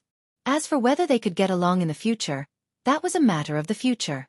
After the BMW X5M turned off, a beautiful girl and a shy boy got out of the car. Linny frowned slightly. These two people were the brother and sister he met at the real estate agency that day. They wanted to rent a house. However, they actually rented a villa. But Lin Yi immediately rejected this idea. How could such a luxuriously decorated villa be rented out casually? After all, decorations would wear out with use. If this house was rented out for a few years, the cost of the decorations would be greatly reduced. The rent wouldn't even cover the cost of the decorations. So the only possibility was that this villa was for sale. These two siblings actually bought a villa. The difference between before and after was a bit too big. Especially when the beautiful girl's eyes flashed when she was at the real estate agency. It was still fresh in Lin Yi's mind. Lin Yi didn't know this pair of siblings back then, so he didn't pay too much attention to the beautiful girl's eyes. But now that they were here and became his neighbors, Lin Yi frowned again. Was it a coincidence or did they have other intentions? But Lin Yi was sure that he had never seen this pair of sisters before. If it was a coincidence, this pair of siblings was already at the real estate agency when he went to the real estate agency. Moreover, Lin Yi chose this real estate agency on the spur of the moment. There were many real estate agencies nearby, not just this one. So it was too far-fetched to say that this pair of siblings was waiting for him there. But if it wasn't a coincidence, what did they mean by buying a villa next to his house? Especially when the beautiful girl glanced at him back then, Lin Yi felt that something was wrong. Of course, maybe that glance was because he brought two beautiful girls into the real estate agency, and they wanted to buy a villa. Or maybe it was because they saw that he bought a villa, so they also bought a villa. They were a pair of rich siblings. In order to keep a low profile, they chose to rent a house. But when they saw their classmate buying a villa, they didn't care anymore. Similarly, they also bought a villa. This was the most reasonable explanation. The girl seemed to have noticed that someone was looking at them and looked over at Lin Yi, Meng Yao, and Yushu. She was a little surprised to see Lin Yi, Meng Yao, and Yushu, but she nodded at them and walked over. When the beautiful girl bought the villa, she only wanted to buy a villa that was closer to her house. She definitely didn't expect these two villas to be neighbors. Only when she moved in today did she realize that they lived next door. What a coincidence! She didn't expect to become neighbors. The beautiful girl said to Lin Yi and the others generously. What a coincidence! Lin Yi said faintly, "Didn't you want to rent a house that day? Why did you buy a villa?" "I wanted to rent a house, but when I saw that you bought a villa, I was a little tempted. So I also bought a villa." The beautiful girl said, "I just didn't expect to become neighbors." Lin Yi saw that the beautiful girl's surprise didn't seem to be fake. He was a little confused. Could it really be a coincidence? The beautiful girl's surprise was naturally not fake. She was surprised that the two villas were actually neighbors. So that's how it is. "You are also students of Donghai Industry University?" Lin Yi asked. "Yes, my brother and I are both students.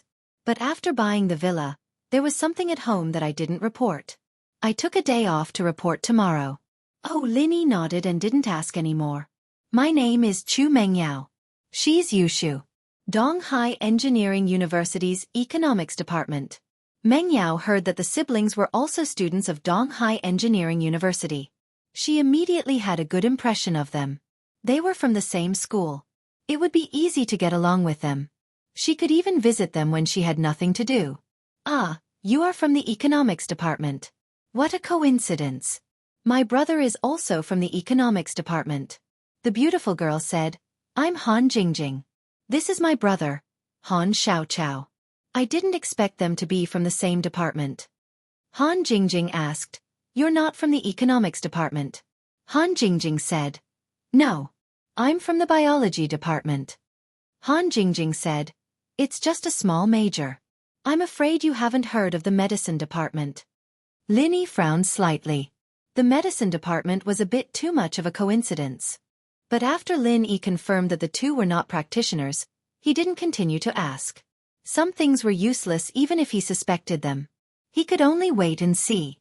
Meng Yao was a little confused. Why would a girl apply for the Medicine Department? Lin Yi was also a Medicine Department. What a coincidence. "Ah, you too?" Han Jingjing looked at Lin Yi in surprise. "You also like to study herbs?"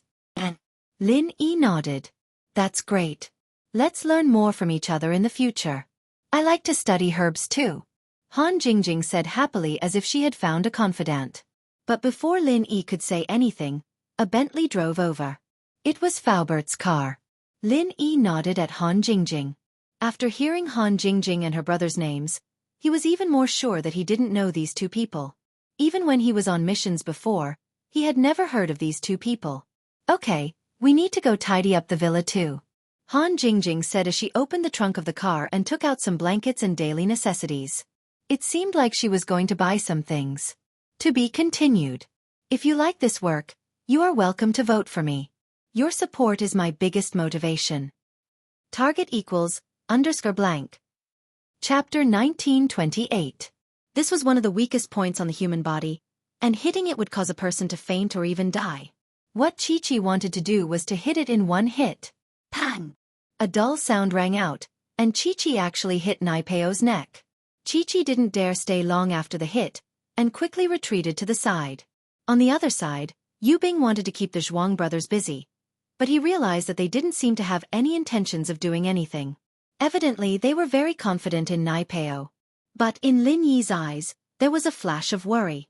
After Chi-Chi hit Naipeo, he didn't seem to be affected at all, as if he wasn't affected at all. In the next moment, Lin Yi suddenly felt a strong wave of qi coming from his palms, rushing into his body and sending him flying. Lin Yi's body landed heavily on the ground, his organs churning, and he couldn't help but spit out a mouthful of blood. But as bad as it looked, his injuries weren't that serious. He'd used Naipeo's qi to fly out the moment he sensed that something was amiss. Otherwise, he'd be even more injured if he'd taken the attack head-on. "You're not afraid of physical practitioners?" Lin Yi wiped the blood from his mouth as he stood up from the snow, sighing. It seemed like his first plan had failed. Naipeo wasn't afraid of physical practitioners at all. You think I only know how to absorb qi from spiritual practitioners? Idiot! Naipeo looked at Lin Yi as if he was looking at an idiot. No wonder you came looking for trouble with me so confidently. You thought you had a trump card to deal with me? You must have eaten too many stupid pills. Who told you that physical practitioners could deal with me? If I were to be defeated by a mere physical practitioner, then I wouldn't even need to show my face anymore. I've underestimated you, Lin Yi said with a self-mocking smile. Ha ha ha ha. Lin Yi, to tell you the truth, my mental cultivation method is omnipotent. Not only can it absorb other people's true qi, but it can also transform other people's attacks into true qi when they enter my body, including the attacks of external experts. Do you know how I cultivate? I often injure myself all over so that I can improve my strength. Plus, even poisons don't work on me. I can convert them all into qi. Naipeo said proudly. You haven't learned how to convert energy, have you? All kinds of energy could be converted into each other. Ha ha ha ha, let me tell you in front of me, you are simply too weak. If I were in a novel, I would be the main character, with a halo and a golden finger, while you are just a supporting character for me to trample on. Wahahaha. Lin Yi was shocked, not because Naipeo wasn't afraid of physical practitioners, but because Naipeo's practitioner's arts were very similar to his own art of dragon mastery. Both of them were omnipotent energy conversion arts. The only difference was that Lin Yi's arts could convert the energy in the jade space into other types of energy, but Naipeo's was the opposite. He could convert all the energy in the outside world into his own true qi. Between the two, there was actually a similar effect. Lin Yi didn't think that Naipeo would have this kind of luck, training in such a strong practitioner's arts. Your practitioner's arts are very strong. Both physical and spiritual? So you're saying that even if I don't touch you and attack you with weapons, you can still convert my true qi for your own use? Lin Yi asked. Of course. Naipeo laughed. Today, I'll let you know the truth before you die. I'll tell you the truth. I'm invincible under Earth class, the number 1 under Earth class. Unless it's an early Earth class physical or spiritual master, they're nothing in front of me. It seems like Pinliang didn't choose the wrong follower after all. You're very strong. Lin Yi smiled bitterly. Finding a physical practitioner to deal with you was my first plan, but it seems like it's useless now. Instead of directly touching your body, I will use my weapon to attack you. This is my second plan, but it seems that it has failed again. My third plan was to use poison, but you're not even afraid of poison. You really are invincible. It seems like all 3 of my plans have failed. Ha ha ha ha, I told you, I'm the main character of this story. What are you? You're just an ant, trying to deal with me with a few useless plans? Are you dreaming? Naipeo heard Lin Yi admit defeat and was very pleased. But today I won't kill you. I'll make sure you lose all your strength again. I'm keeping you alive so that Liang Bro can kill you with his own hands. Hearing that all 3 of Lin Yi's plans had failed, Yu Bing and Chi-Chi's faces turned nervous and disappointed. This Zhang Naipeo was too strong, wasn't he? It was beyond their imaginations. Lin Yi's 3 plans were all useless against him. Is that so? But I've always felt like I'm the main character, right? Lin Yi suddenly spoke as he reached out with his right palm, slapping towards Naipeo. His qi bursting out of his body as he channeled his practitioner's arts. Ha! You're still trying to act cool in front of me? Naipeo didn't expect Lin Yi to initiate an attack at this point. He even channeled his practitioner's arts. Wasn't he looking to die? Naipeo smiled coldly as he raised his right hand, ready to receive Lin Yi's palm and suck all the qi out of his body. Since you want to be the main character so much, I'll let you be the main character today, but only for 1 chapter. I'll let you have more screen time, and die a horrible death. Haha. Bang. As he spoke, Lin Yi and Naipeo's palms collided, but the next moment, Naipeo realized that Lin Yi had stopped channeling his practitioner's arts. There was no qi on his palm again. What are you doing? Naipeo paused as he prepared to use his qi to send Lin Yi flying again. But then, Lin Yi's qi surged towards him like a tsunami. Naipeo paused but started laughing. Ha ha ha, I get it. You want to attack me when I'm not channeling my wasp absorption arts, right? So what if I am? Lin Yi asked. Chapter 1929. Date, October 20th, Chapter 1941.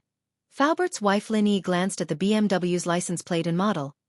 It was the latest American model this year.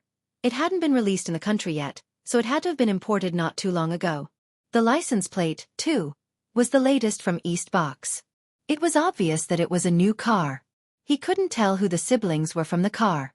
However, to be able to afford a villa and an X5M, this pair of siblings must be very rich. Yao Yao Shu. Faubert got out of the car and smiled when he saw Lin Yi and the others. He hadn't seen them for half a month. Faubert heard that the military training was over, so he rushed over. Faubert, you've been quite energetic recently. It seems like everything in Songshan is going well, Lin Yi smiled. Faubert was no longer depressed. He looked refreshed and energetic. Yeah, Pengzhan Industries is on the right track and Mr. Chu has changed his business philosophy. Perhaps Pengzhan Industries will welcome a rapid growth. Faubert said. But it's all thanks to E. Because Uncle Fu also saw that there were neighbors moving things over there. He didn't say much and didn't say much. Faubert, the food is ready and the people are ready. We're just waiting for you. Meng Yao looked at Faubert mischievously. The people are ready as well? Faubert paused and remembered what Lin Yi said before. He shook his head helplessly. I'm already so old. I don't have those kinds of thoughts anymore. Thank you for your kindness. I've thought about it carefully. I still can't forget my wife, so... Although Faubert didn't finish his sentence, Lin Yi and the others understood what Faubert meant. He didn't want to remarry yet, so it was better to let it go for now. All right, let's just get to know each other as normal friends. You're the housekeeper of Songshan, and Grandma's son is the housekeeper of Dongheng. You'll have more chances to communicate with each other in the future, Lin Yi said. Okay, even if you didn't mention it, I have long wanted to visit this Ms. Sunday. Thank her for taking you in. Faubert said. As they spoke, the four of them walked into the villa. Grandma's son had just placed the last hot dish on the table. Seeing that they had arrived, she immediately greeted them warmly. Mr. Lin, Miss Chu, the guests are here? Dinner is ready. When Faubert heard Grandma's son's words, the smile on his face froze. He raised his head in disbelief and looked at Grandma Sunday. At that moment, it was as if he had been struck by lightning. He looked at Grandma's son and was so moved that he couldn't speak. Time had changed her nirvana, the wind and frost had aged her appearance, but Faubert recognized the person in front of him at a glance. It was the woman he had been dreaming about, his wife, Sun Luoyue. It's her? She didn't die? She had been in Songshan all this time? Then why didn't she look for him? He was considered a famous person in Songshan. Although he didn't have as much exposure as a celebrity, he would always be accompanying Chu Pengzhan in some of Songshan's business newspapers. Faubert, this is Grandma's son. Lin Yi introduced. He was about to introduce Faubert to Grandma's son when he turned around and saw Faubert's stunned expression. Lin Yi was slightly stunned. Faubert? Faubert, what's wrong? Grandma's son was also a bit confused. What was wrong with this person? Why did he stare at him the moment he entered? Why was he stunned? Although Grandma's son knew that she had dressed up for the past few days and had some charm, she was definitely not a great beauty. How could an old woman move a man's heart? Besides, she also knew Faubert's identity. It could be said that in Pengzhan Industries, Faubert was only below one person but above tens of thousands of people. With this kind of identity, what kind of beauty couldn't he find? Why would he like her? So, although Grandma's son heard Lin Yi's matchmaking, she didn't care at all. Since this person didn't like her, then what did this look mean? However, Grandma's son also knew that this person should be closer than her, Lin Yi, and Chu Mengyao, so she didn't show any dissatisfaction. However, although Grandma's son was confused, she could feel the deep love in Faubert's eyes. This made Grandma's son feel very strange. Could it be that he fell in love with her at first sight? Luo Yu, is that you? Faubert raised his hand nervously. His voice was trembling and his breathing became very rapid. Grandma's son looked at Faubert in confusion. Luo Yu? Who was Luo Yu? Ha! This name seemed a bit familiar. Had she heard of it before? Grandma's son shook her head again. She couldn't remember. Seeing Grandma's son's puzzled gaze, Faubert's heart sank. Although, after so many years, the person in front of him was no longer that young and beautiful girl, but Faubert was sure that she was his wife, Sun Luo Yu. This was a feeling of closeness that came from the heart. I'm she. For the first time in many years, Li Fu said his real name, but he didn't care. The people standing around were all his closest people. No one would harm him. Moreover, Lin Yi was the person who saved his life many times. At this moment, Lin Yi also found out that Li Fu's real name was Shi. Li Fu, Shi, it was just two words turned upside down to form a name. Hearing the two words Shi, Grandma Sun's face finally showed a slight change. But then, Grandma Sun's eyes became blank, as if she was recalling something, but also seemed inexplicable. After a while she shook her head and said, "I seem to have known you before, but I don't remember anything. You know who I am?" At this moment, Lin Yi saw Faobert's expression. He could roughly guess who Grandma Sun was to Faobert. He just sighed. This world was sometimes very big and sometimes very small. In the same city for so many years, but there was no interaction. But Grandma Sun went with them to the East Sea, and they actually met. Ah, life is a drama made up of coincidence and fate. You are Sun Luoyu, my wife. Faobert looked at Grandma Sun and said anxiously. Ah. Meng Yao and Yushu didn't know much about Faobert's background, so they didn't react as fast as Lin Yi. Only at this moment, when Faobert said this, did they look at Faobert and Grandma Sun in shock. Grandma Sun was Faobert's dead wife? But Grandma Sun was fine, so she didn't die. But looking at Grandma Sun, she didn't seem to remember anything. Me? Your wife? Grandma Sun's eyes widened in shock. My name is Sun Luoyu? Chapter 1930. Grandma Sun didn't think that Faobert would lie to her, because this kind of trick was used by young men to pick up girls. At their age, wasn't it ridiculous to use this kind of trick?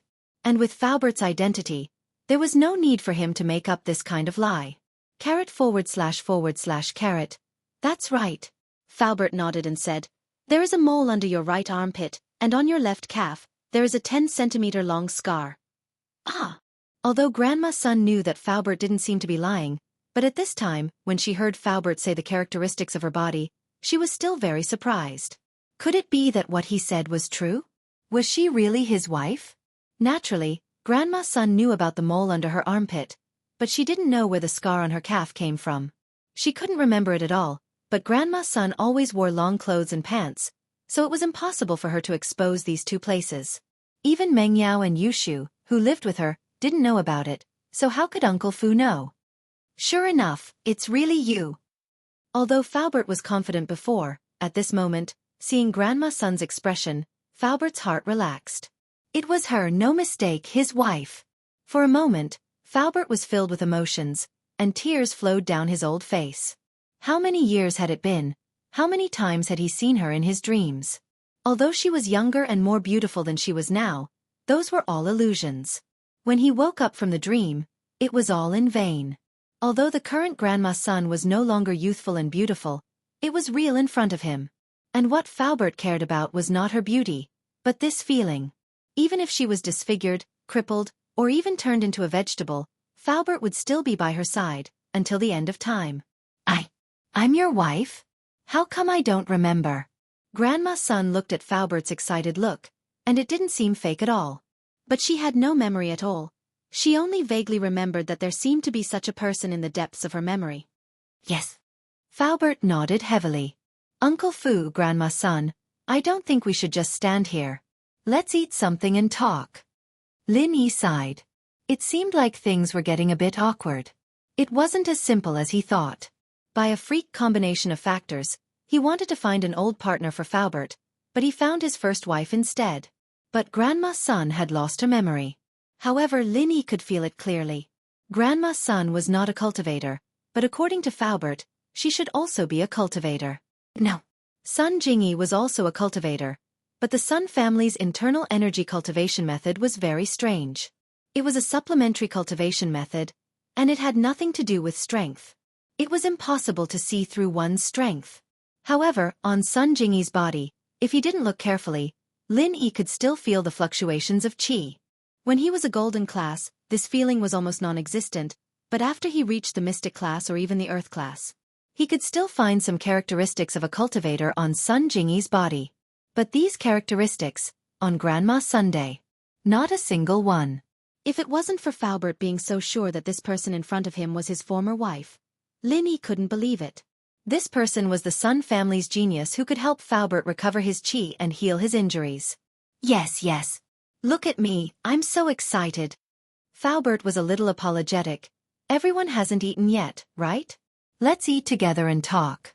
Faubert naturally sat together with Grandma Sunday. Mingyao's heart was full of emotions. But Yushu was curiously looking at Faubert, and Grandma Sunday Lin Yi had doubts in his heart, but he didn't ask. After sitting down, Faubert couldn't wait to put a mouthful of food into his mouth, but after eating he said, "Not bad, this is the taste. How many years has it been? I've always missed this taste. Luoyin, I finally see you again." Grandma Sun also saw the deep love and longing in Faubert's eyes, but she really couldn't remember it all. In her memory, although she had a husband and a daughter, she didn't know where they went. Fu. Am I really your wife? What exactly happened to us?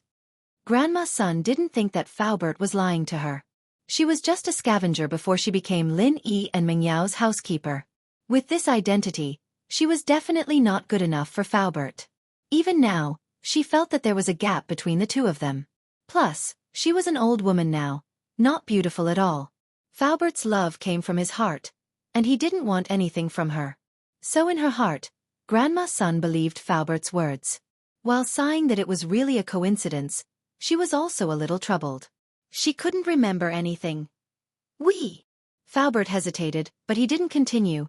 "Let's eat first, I'll tell you after we eat, I don't want to ruin everyone's mood." What happened back then was a tragedy. Now that the family was sitting around the table, it was time to eat happily. Why talk about the sad past? Besides, now that he had found his wife, there was no need to talk about those sad things. The only regret was that his daughter was missing. She was so young, she was probably killed by the enemy. And his own master, although he was a sky-class master, how could the enemy let him go? In order to protect himself, he might have died under the enemy's encirclement. "Yeah, let's eat first." Lin Yi knew about Faubert's background. He knew that if he said it now, he was afraid that everyone wouldn't be able to eat, so he quickly said, "Faubert, you met Grandma Sun again. It's the will of the heavens, it's a happy occasion, let's drink together and celebrate." Okay. Although Faubert thought about his daughter and master, to be able to find his wife was already a blessing in disguise. It was indeed a happy occasion, so he immediately nodded and agreed. This meal, the atmosphere was very strange. Faubert kept putting food into Grandma Sun's bowl, but this meal was cooked by Grandma Sun, Lin Yi, Chu Mengyao, and Yushu wanted to say something, but they didn't know what to say. This was a matter between Faubert and Grandma Sun. They couldn't say anything. On the other hand, although Faubert looked very happy and excited, he didn't know how to say some words to Grandma Sun. He didn't know where to start. Although Grandma Sun was lucky to escape from the massacre that year, his daughter, master, were not spared. If he told Grandma Sun about it, would she be very sad? To be continued. Vote recommendation. Monthly vote. Chapter 1931. Date: October 20th, Chapter 1943. Remembered? But these things had to be said. If he didn't say it, Faubert wouldn't be able to make Grandma Sun believe that he was her husband. Even if Grandma Sun did believe him, he wouldn't be able to hide it from her. Please remember, so Faubert tried to think of a way to express himself in a roundabout way to lessen Grandma Sun's sadness. "Faubert, Grandma Sun, you guys must have a lot to talk about. How about this, you guys go to the room and talk alone. Yao Yao Shu, and I will watch TV for a while." Lin Yi said. The food was almost finished, and everyone looked like they didn't have much appetite. So Lin Yi suggested. Okay. Faubert had wanted to talk to Grandma Sun alone for a long time. If it wasn't in front of everyone, Faubert wouldn't know how to say it. It wasn't that he wanted to hide it from Meng Yao and the others, but there were some things that he didn't know how to say. "Mr. Fu, come with me to my room," Grandma Sun sighed. Grandma Sun sighed. What happened today was too strange and she couldn't accept it. However, she could see that Uncle Fu didn't seem to be lying, but she couldn't convince herself to believe him. "Sun. Miss Sun, you don't need to call me Mr. Fu. My name is Li Fu now. You can call me Li Fu." Faubert didn't want to reveal his identity. He didn't want his enemies to find out. "Okay. Mr. Li Fu." Grandma Sun paused. No wonder she felt this name was familiar when Meng Yao sent the money. Li Fu, Su. Wasn't this reversed? Could it be that the name, she really occupied a large proportion in his heart? Walking into the room with Faubert, Lin Yi sat on the sofa. Meng Yao and Yushu sat down as well. Although the TV was turned on, all three of them were focused on Faubert. They didn't have the mood to watch TV at all. Yao Yao sis, do you think Grandma's son is Faubert's wife? Yushu asked. It should be. Meng Yao said. I've never seen Faubert lose his composure like that before, and his eyes don't look fake either. There's no reason for him to lie. Oh, that's strange. Why doesn't Grandma's son remember Faubert? Could it be that she also took the forget? Yushu suddenly realized that Meng Yao was glaring at her with a murderous glare. She quickly shut her mouth. She originally wanted to ask if Grandma's son had also taken the senseless grass, but she suddenly remembered that Lin Yi was beside her. If she said it, then Lin Yi would definitely ask about it, and it would be hard to explain. Moreover, thinking about it carefully, Grandma's son's situation was different from Lin Yi's. She didn't remember anything, not just Faubert. Yeah, Grandma's son might have lost her memories for some reason. Meng Yao quickly followed up on Yushu's words. Forgot some things? Lin Yi frowned. He felt that he had forgotten some things after going crazy, but he didn't know what it was exactly. It was probably something related to Xiao, something about the first wife? With that thought, Lin Yi asked. Yao Yao, I seem to have forgotten some things as well. It's about my first wife. Who is she? Meng Yao was about to explode. She wanted nothing more than to kick Yushu into outer space. What the hell was this girl talking about? Wasn't she just waiting for Lin Yi to ask her about it? Wasn't she just waiting for Lin Yi to ask questions? But she couldn't blame Shu in front of Lin Yi. Lin Yi would be even more suspicious if she did. So Meng Yao only glared at Shu before turning to Lin Yi and acting surprised. You don't remember the first wife? I don't. What's going on? Lin Yi asked. It's like this. Yushu quickly told Lin Yi about Xiaoxiao's idea. One had to admit that Shu was quite eloquent. Lin Yi believed her after her vivid description.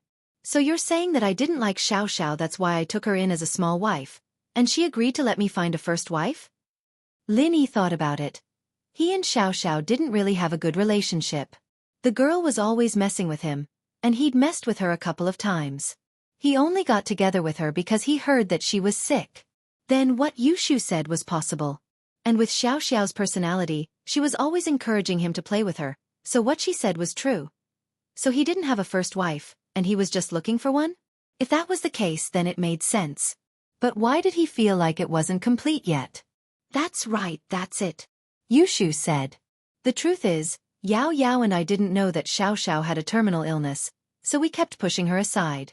I said that Yao Yao and I could play 3P with you, and Xiaoxiao didn't like it, so she wanted you to find a first wife to play 3P with us as well. Meng Yao didn't know what to say, but she let Yushu continue. After all, Yushu's story made sense, and Meng Yao didn't know what to say. And then Lin Yi nodded. What Yushu said seemed to be in his memories, and something like that did happen before, so Lin Yi didn't suspect anything. But what Lin Yi didn't know was that Yushu was just putting the blame on Xiaoxiao for what happened to Tang Yun, and that it was Tang Yun who got Xiaoxiao to go against her and Yao Yao, not Xiaoxiao who wanted a first wife. But with Yushu twisting it like this, Lin Yi felt that it really was the case. And then I looked for one, but before I could find one, Xiaoxiao and I got back together, and we became a prankster duo, and that was it. Yushu said. I see. Lin Yi nodded. I lost control and forgot some things, but now that you reminded me, I remember some things. It's not clear, but at least I know what's going on. Yeah, but Xiaoxiao told Yao Yao and me before she left, saying that if you were looking for a first wife, Yao Yao and I should help you check, and that you can't just bring any random woman back. Yushu started making up a story. Chapter 1932. Date, October 20th, Chapter 1944. Can't remember.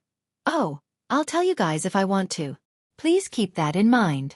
Lin Yi nodded. Alright, let's not talk about that. Let's talk about Faubert.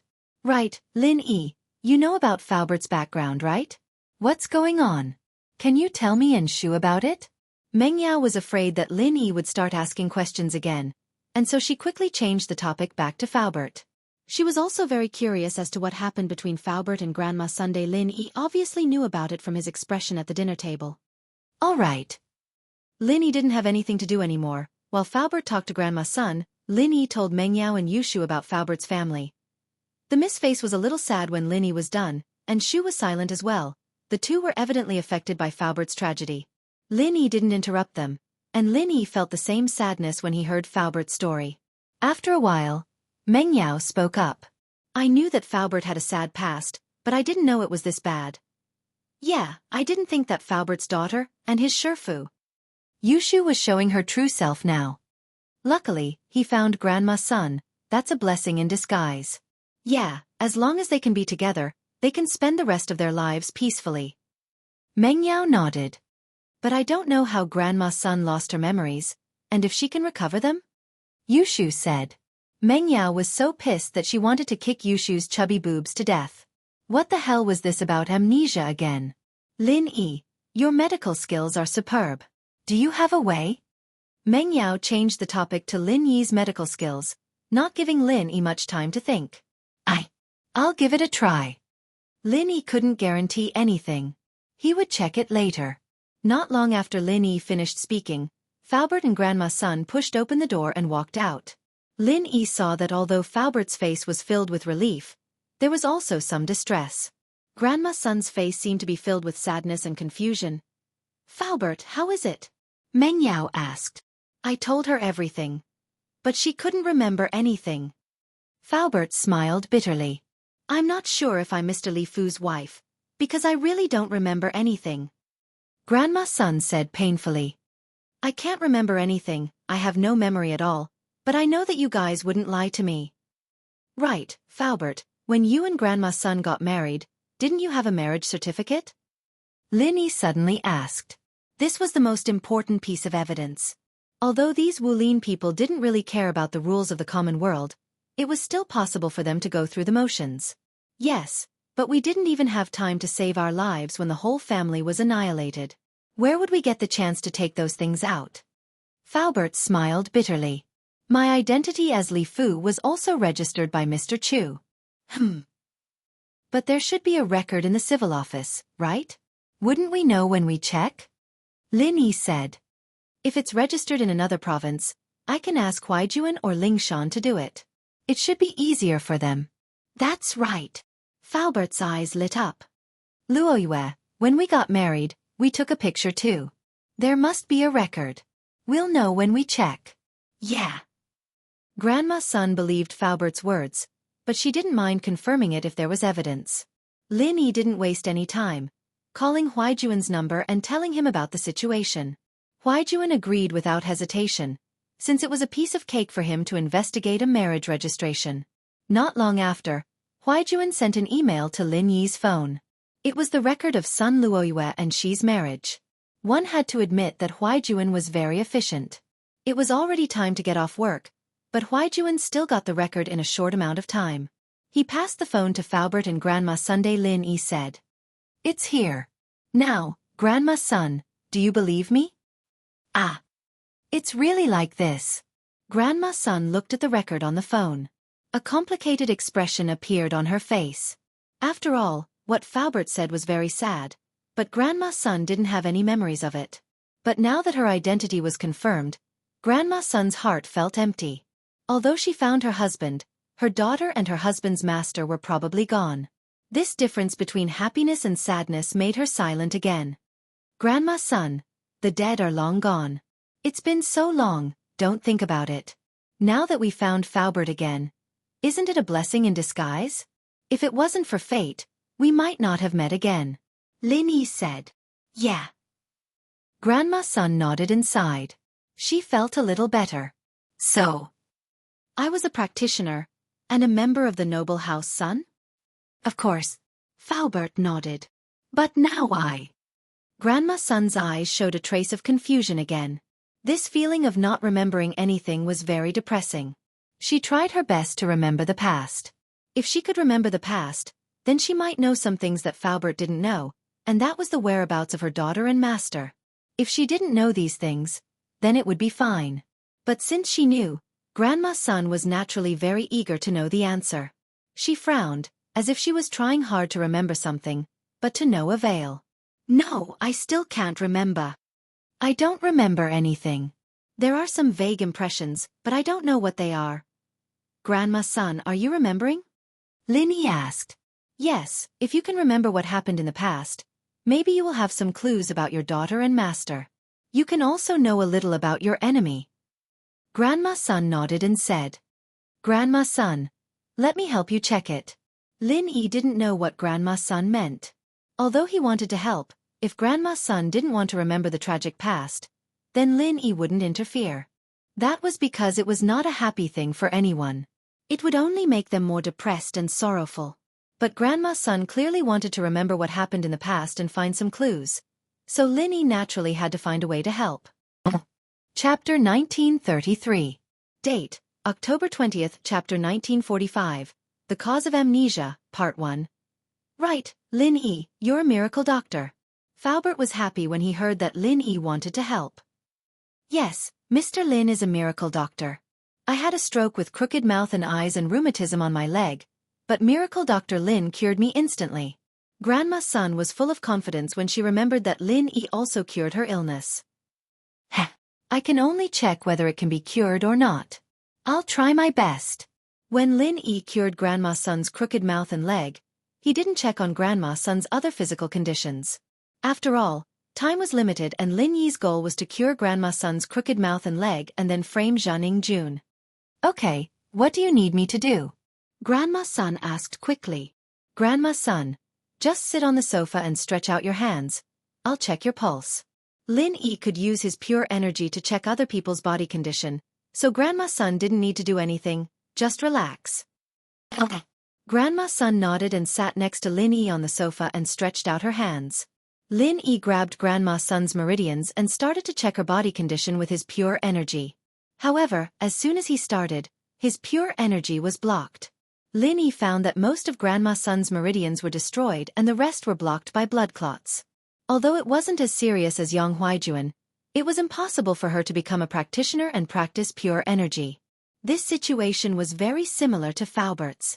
Faubert's meridians were also destroyed and he couldn't practice spiritual arts. It was the same for Grandma Sunday. In that case, Grandma Sun's crooked mouth and lame leg should not have been caused by a stroke or rheumatism, but by the blockage of her meridians. Although the two were blocked meridians, and the treatment was relatively similar, the cause of the formation was completely different. Lin Yi didn't look at it carefully at the time, so he only cured Grandma Sun's crooked mouth and leg. He thought it was caused by a stroke, but now it seemed that it wasn't. However, this was not a problem for Lin Yi. Lin Yi said to Faubert, Faubert, my silver needles are in my backpack at school. Go out and find a pharmacy to help me buy another box. Lin Yi could use his true qi to repair the broken meridians, but for the blood clots that had accumulated for many years, he would have to use silver needles to remove them. Because the blood clots were already necrotic, it was impossible to use true qi to remove them. Okay, I'll go now. Faubert quickly stood up and quickly ran out of the villa to buy silver needles. As for Lin Yi, he began to use his true qi to repair Grandma Sun's damaged meridians. Lin Yi was very familiar with repairing meridians. Grandma Sun didn't know how Lin Yi treated her, but she felt a warm and comfortable feeling throughout her body, as if her whole body was restored to life. Even Meng Yao and Yushu noticed the changes in Grandma Sun, because Grandma Sun's face was changing at a speed visible to the naked eye. The wrinkles from before were gone, and what replaced it was a smooth face. Grandma Sun seemed to be a few years younger in just a short period of time. Regarding this change, Lin Yi didn't find it strange. Grandma Sun's meridians were blocked, and naturally it had a serious impact on the metabolism of the human body. After repairing, it was normal for her to look radiant. Just like when Faubert's meridians were repaired by Lin Yi, he also seemed to be a few years younger.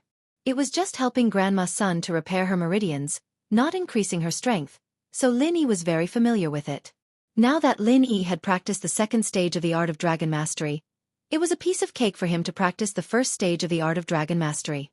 His speed was also a lot faster than before, so very quickly, Grandma Sun's damaged meridians were repaired by Lin Yi. Of course, Lin Yi didn't touch Grandma Sun's head yet. From Lin Yi's point of view, since Grandma Sun had lost her memory, then her head must have suffered some degree of injury, and the structure of the head was one of the most complicated parts of the human body, so Lin Yi had to wait for Faubert to buy the silver needles before he went to check and treat her. Very quickly, Faubert ran back. He didn't drive, he ran completely on foot. Although the pharmacy wasn't too far from the district, it was still 2 kilometers from the villa area. Plus, Faubert wasn't familiar with the road. To be able to come back in such a short time, it was obvious that he ran like crazy. He was very concerned about Grandma Sun's condition. Seeing Faubert sweating, Grandma Sun felt a burst of warmth in her heart. This man, it seemed like he loved her very much. Otherwise, as a practitioner, no matter how fast he ran, he wouldn't sweat so much. This sweat was obviously from anxiety. Little E, I don't have any silver needles. These are ordinary silver-coated needles. Do you think they'll work? Faubert took out a set of silver needles and placed it on the coffee table in front of Lin Yi, and said, "If it doesn't work, I'll drive to a big pharmacy to buy more." Nowadays, there were fewer and fewer people who bought this kind of acupuncture equipment. The price of silver needles was very expensive.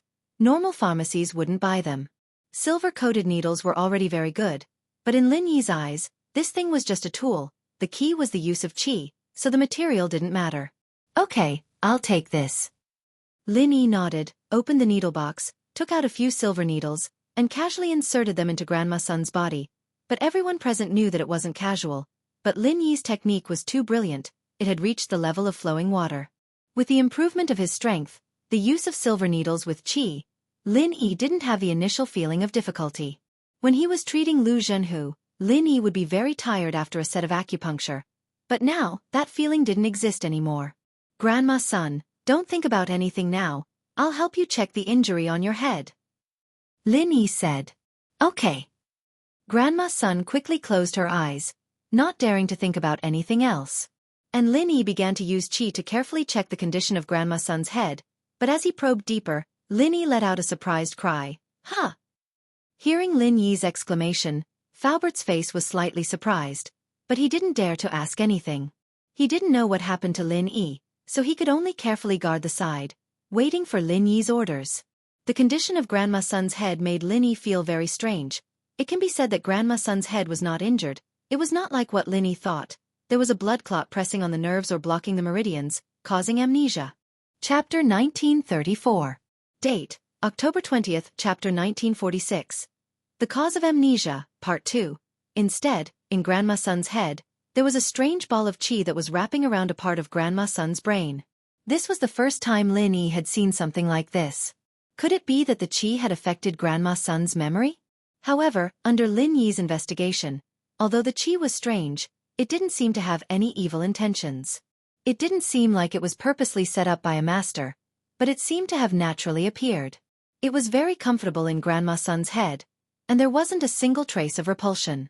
However, without being completely sure, Lin Yi didn't dare to touch the qi. After all, it was quite difficult for Lin Yi to force the fire qi out of Grandma Sun's head. Using the same method to force the qi out of Grandma Sun's head would be quite difficult. Moreover, the qi wasn't in Lin Yi's body, it was in Grandma Sun's body. This could lead to unpredictable dangers. "Grandma Sun, there is a ball of qi in your head. It seems that it is wrapping around a part of your memory, but this situation is very strange. This is the first time I've seen something like this, so I need to think about it and do some research." Lin Yi said, "I'll clear the blood in your body today." Grandma Sun agreed without hesitation. On the other hand, Faubert's face turned pale. He knew Lin Yi's methods. If even Lin Yi said it was difficult, then it must be very difficult. However, Faubert didn't say much. He could only hope that Lin Yi could find a good way. Clearing the blood in Grandma Sun's body was much easier. After Lin Yi finished the acupuncture, he began to infuse qi into the needles to break the blood in Grandma Sun's meridians. This way, the blood could flow out through the needles. Sure enough, after half an hour, every needle on Grandma Sun's body was wrapped in a layer of black substance. It was obviously the poison in her body. Even though Faubert and Grandma Sun knew that Lin Yi was a miracle doctor, they were amazed by the situation. Silver needle detoxification. Shield Bro is amazing. Yushu looked at the filth on the needle curiously.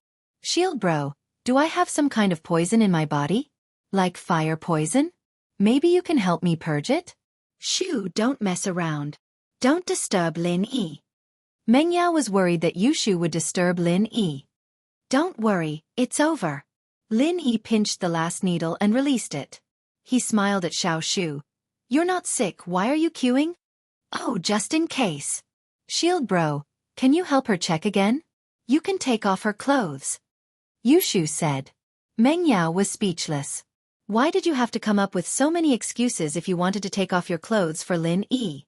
Check my body? You don't have to take off your clothes. Just stretch out your hand and let me see. Lin Yi had no choice but to say. Yushu stretched out her hand. Lin Yi checked Yushu's pulse and shook his head. Shu, you are very healthy. You're not sick at all.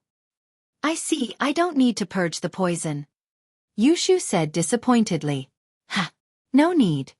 Lin Yi checked Yushu and turned to look at the silver needles on Grandma Sunday. He felt that it was about time. Lin Yi quickly put away the needles and said, Grandma Sun, you can take a shower. You should be covered in filth. Ah, okay. Grandma Sun also felt that her body was sticky and uncomfortable, so she quickly nodded. I'll help you rub. Faubert said subconsciously. This. Grandma Sun's face immediately turned red. Although she already knew that Uncle Fu was her husband, she still couldn't accept it for a while. Ah, sorry, I didn't mean anything else. Faubert also realized that he was a little impatient. He really wanted to help. He didn't have any other thoughts. Grandma Sun didn't say anything. She quickly went back to her room to take a shower. Thank you so much. Uncle Fu said from the bottom of his heart. Faubert, we're family. But I still don't know what's going on with the qi in Grandma Sun's head. I'll go back to my room and ask. Lin Yi said he wanted to ask Zhao Yazi. However, he couldn't just expose this secret. He couldn't just sit on the sofa for a while without making a phone call.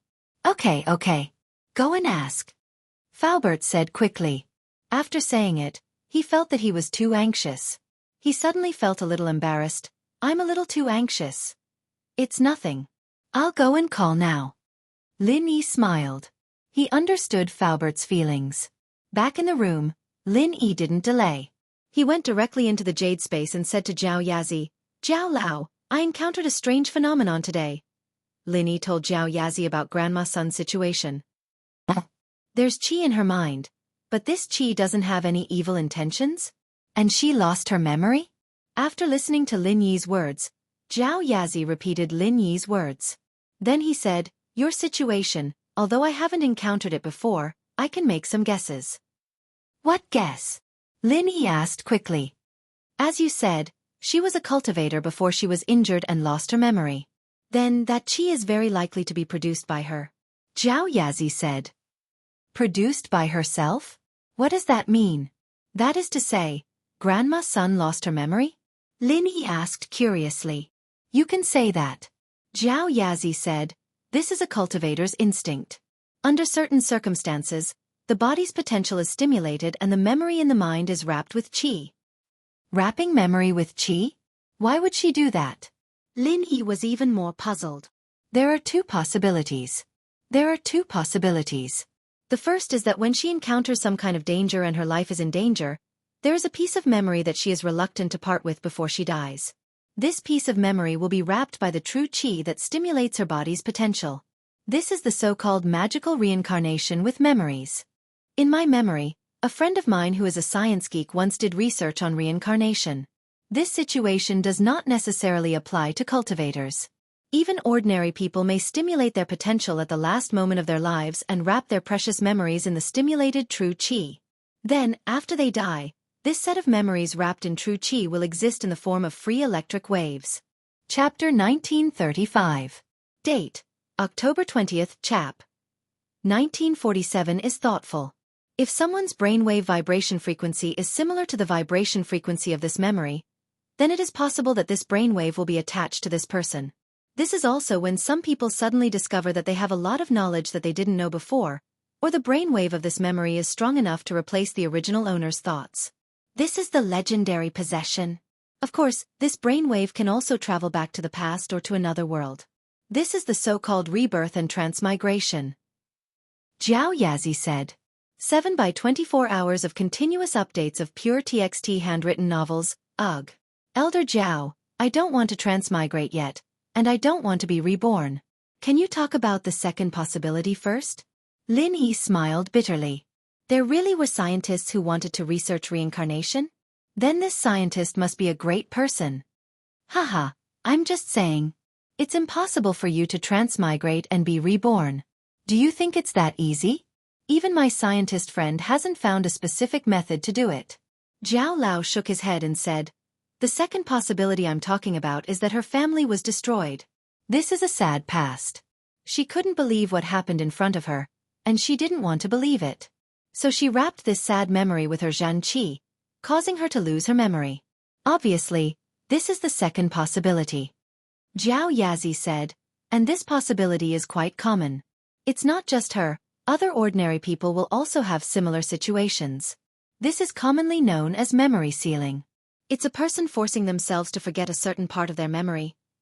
So, in other words, the Xianxia in Grandma Sun's head was produced by her? Lin Yi asked. 7 by 24 hours of continuous updates of pure TXT handwritten novels. I'm not sure about this, but since your art of dragon mastery can convert Xianxia into universal Xianxia, you just need to let her produce a bit of Xianxia and compare it with the Xianxia in her head. Zhao Yazi said. The key is that she lost her memory. She doesn't remember practicing at all. Although her meridians are repaired, she doesn't remember the mantra. It's impossible for me to help her recover her strength. Lin Yi smiled bitterly. I see. Then there's nothing I can do. Ask Li Fu if he knows, or if anyone else knows. Zhao Yazi shook his head and said helplessly. Okay, I'll go ask. Lin Yi nodded and walked out of the jade space, quickly returning to the living room. How is it? Faubert saw that Lin Yi came out so quickly and his heart sank. Was there no news? I asked it might be like this. As he spoke, Lin Yi told Faubert about the second possibility that Zhao Yazi had mentioned. It seemed that this possibility was more likely. So you mean that Luo Yin sealed her memory? Faubert was surprised. Then, as long as we remove the Xianxia from her head, we can recover her memory? In theory, yes, but we're not sure if the Xianxia in Grandma Sun's head was generated by herself. Although it doesn't seem to have any bad intentions, there's always a chance.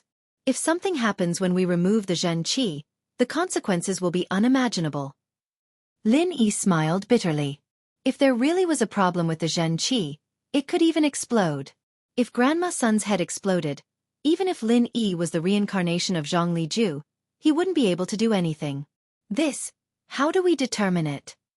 Uncle Fu was startled and asked in a somewhat puzzled manner. Grandma Sun's practitioner's mantra, do you have it? If you do, you can try to let her practice it again. If the Xianxia is the same as the one in her head, then I can confirm it. We can try to guide her to remove it, or when she reaches a certain level, she can refine the Xianxia on her own. Lin Yi said. Practitioner's mantra.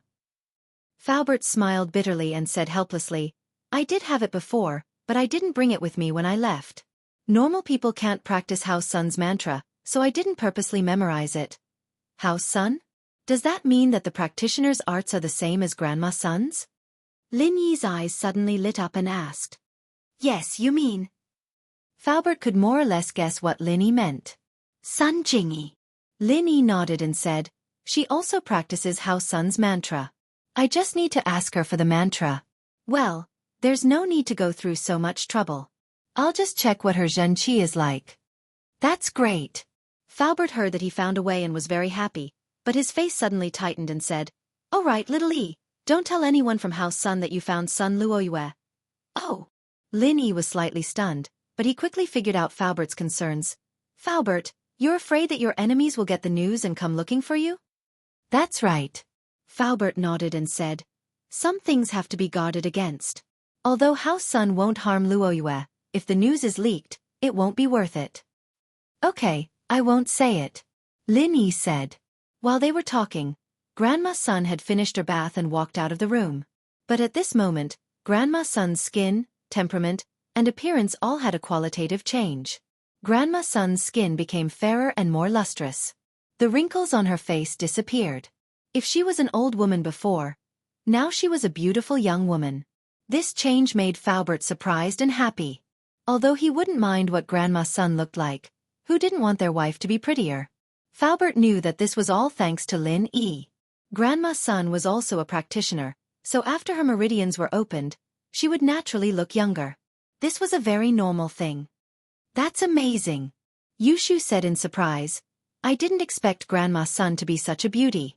I can't call her Grandma's son anymore, I have to call her Aunt's son. Grandma's son obviously noticed the changes in herself. She was surprised and happy. Before, although Faubert showed his love, Grandma's son felt that she was too old compared to him. But after Lin Yi treated her, her body changed drastically. You can call me whatever you want. I'm already used to it. Grandma's son smiled and said, I didn't expect Mr. Lin to be so powerful. Lin Yi, can practitioners not age? Meng Yao asked thoughtfully. Xiaxu. Chapter 1936. Date, October 20th, Chapter 1948. Speechless, not bad. Golden class masters can extend their lifespan. Mystic class masters can slow down the aging process. Earth class masters can slow down the aging process. And Sky class masters can maintain their youthful appearance forever. Lin Yi said, the moment you break through to Sky class, your appearance will never change again. What happens after Sky class? Yushu suddenly asked. Please remember, I don't know. Lin Yi shook his head. Meng Yao nodded thoughtfully. So, Tang Yun and Xiao Xiao wouldn't age at all? Meng Yao looked at Lin Yi and suddenly had the urge to become a practitioner. She wanted to become a Sky class master too. But, she also knew that some things could only be found by chance. It wasn't something she could get just because she wanted to. Otherwise everyone would be a practitioner. Let's stop here for today's treatment. Tomorrow I'll contact Sun Jingyi and check on her qi, then check on Grandma Sun's qi, Lin Yi said. Faubert, it's getting late, you and Grandma Sun should rest early too. Meng Yao and Yushu went upstairs, and Lin Yi went back to his room, leaving only Faubert and Grandma Sun in the living room. Faubert felt a little awkward. I'll stay in the guest room. No need, since we are husband and wife, let's stay together, you can also tell me about the past. Grandma's son hesitated and said shyly. Okay. Faubert wasn't in a hurry to do anything, but he was very excited about Grandma's son's acceptance. He quickly nodded happily.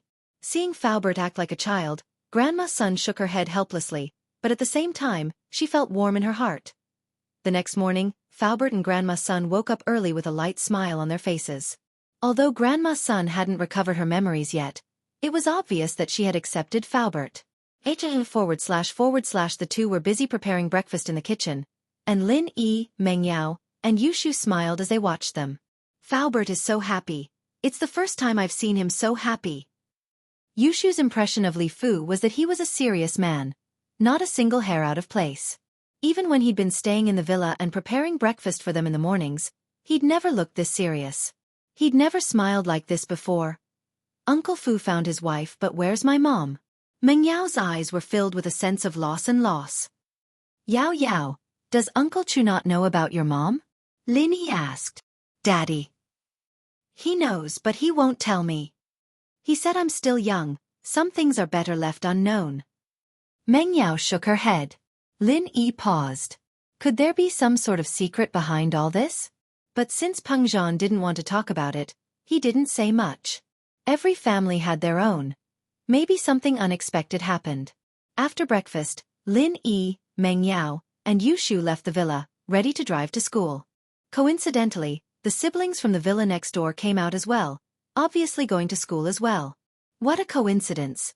You guys are going to school too? Han Jingjing greeted Lin Yi and the others. Yeah, you guys are going too? Lin Yi nodded. Lin Yi was very indifferent to people he wasn't familiar with, especially when Han Jingjing's background made Lin Yi suspicious. So naturally, he didn't have a good tone. I see, why don't we get a ride with you guys? Han Jingjing suddenly said, my brother and I don't know where the buildings for economics and biology are, you guys are from those two departments. Sure, let's go together then. Meng Yao answered before Lin Yi could even reply. As far as she was concerned, they were neighbors and classmates, and they were in the same profession. It was only natural for her to help out if she could. It wasn't a big deal. Lin Yi didn't want to be too close to them, and wanted them to follow behind, but Lin Yi couldn't say anything since the miss had already agreed. Thank you so much. Han Jingjing and her brother got in the car and sat in the back with Meng Yao, while Yushu sat in the front passenger seat. Lin Yi started the car and drove to school. It wasn't far from here, so they arrived in no time. After getting out of the car, Meng Yao and Yushu brought Han Jingjing's brother to the economics department, leaving Lin Yi and Han Jingjing alone. Lin Yi locked the car and walked to the biology department without a word. "Wait for me." Han Jingjing saw that Lin Yi was walking very fast, and only caught up after 2 steps. "Can you introduce me to the medicine department?" "There's nothing much to introduce. You don't know what you're applying for?" Lin Yi said faintly. Han Jingjing pouted, feeling wronged. "It's just a hobby of mine, but what rules are there? How many people are in the class?" "I don't even know that." "Oh, there's a student rule in there after you get the textbook. You'll know the rules once you read it. As for how many people are in the class, you'll know," Lin Yi said. Han Jingjing wasn't expecting Lin Yi to brush her off like this. She pouted and followed behind Lin Yi, not too happy. Lin Yi was a little surprised at Han Jingjing's aggrieved face. Could it really be a coincidence? Judging from Han Jingjing's expression, a girl who showed her emotions on her face shouldn't have too many tricks up her sleeves. Was he thinking too much?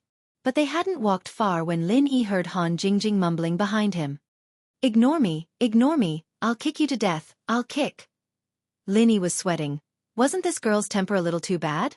She'd kick him to death if he ignored her, and Lin Yi didn't even get to hear more before he heard a scream. He turned to see Han Jingjing kicking a wooden stump, not expecting it to be so sturdy. Han Jingjing lost her balance and fell backwards, hitting her head on the ground with a thud.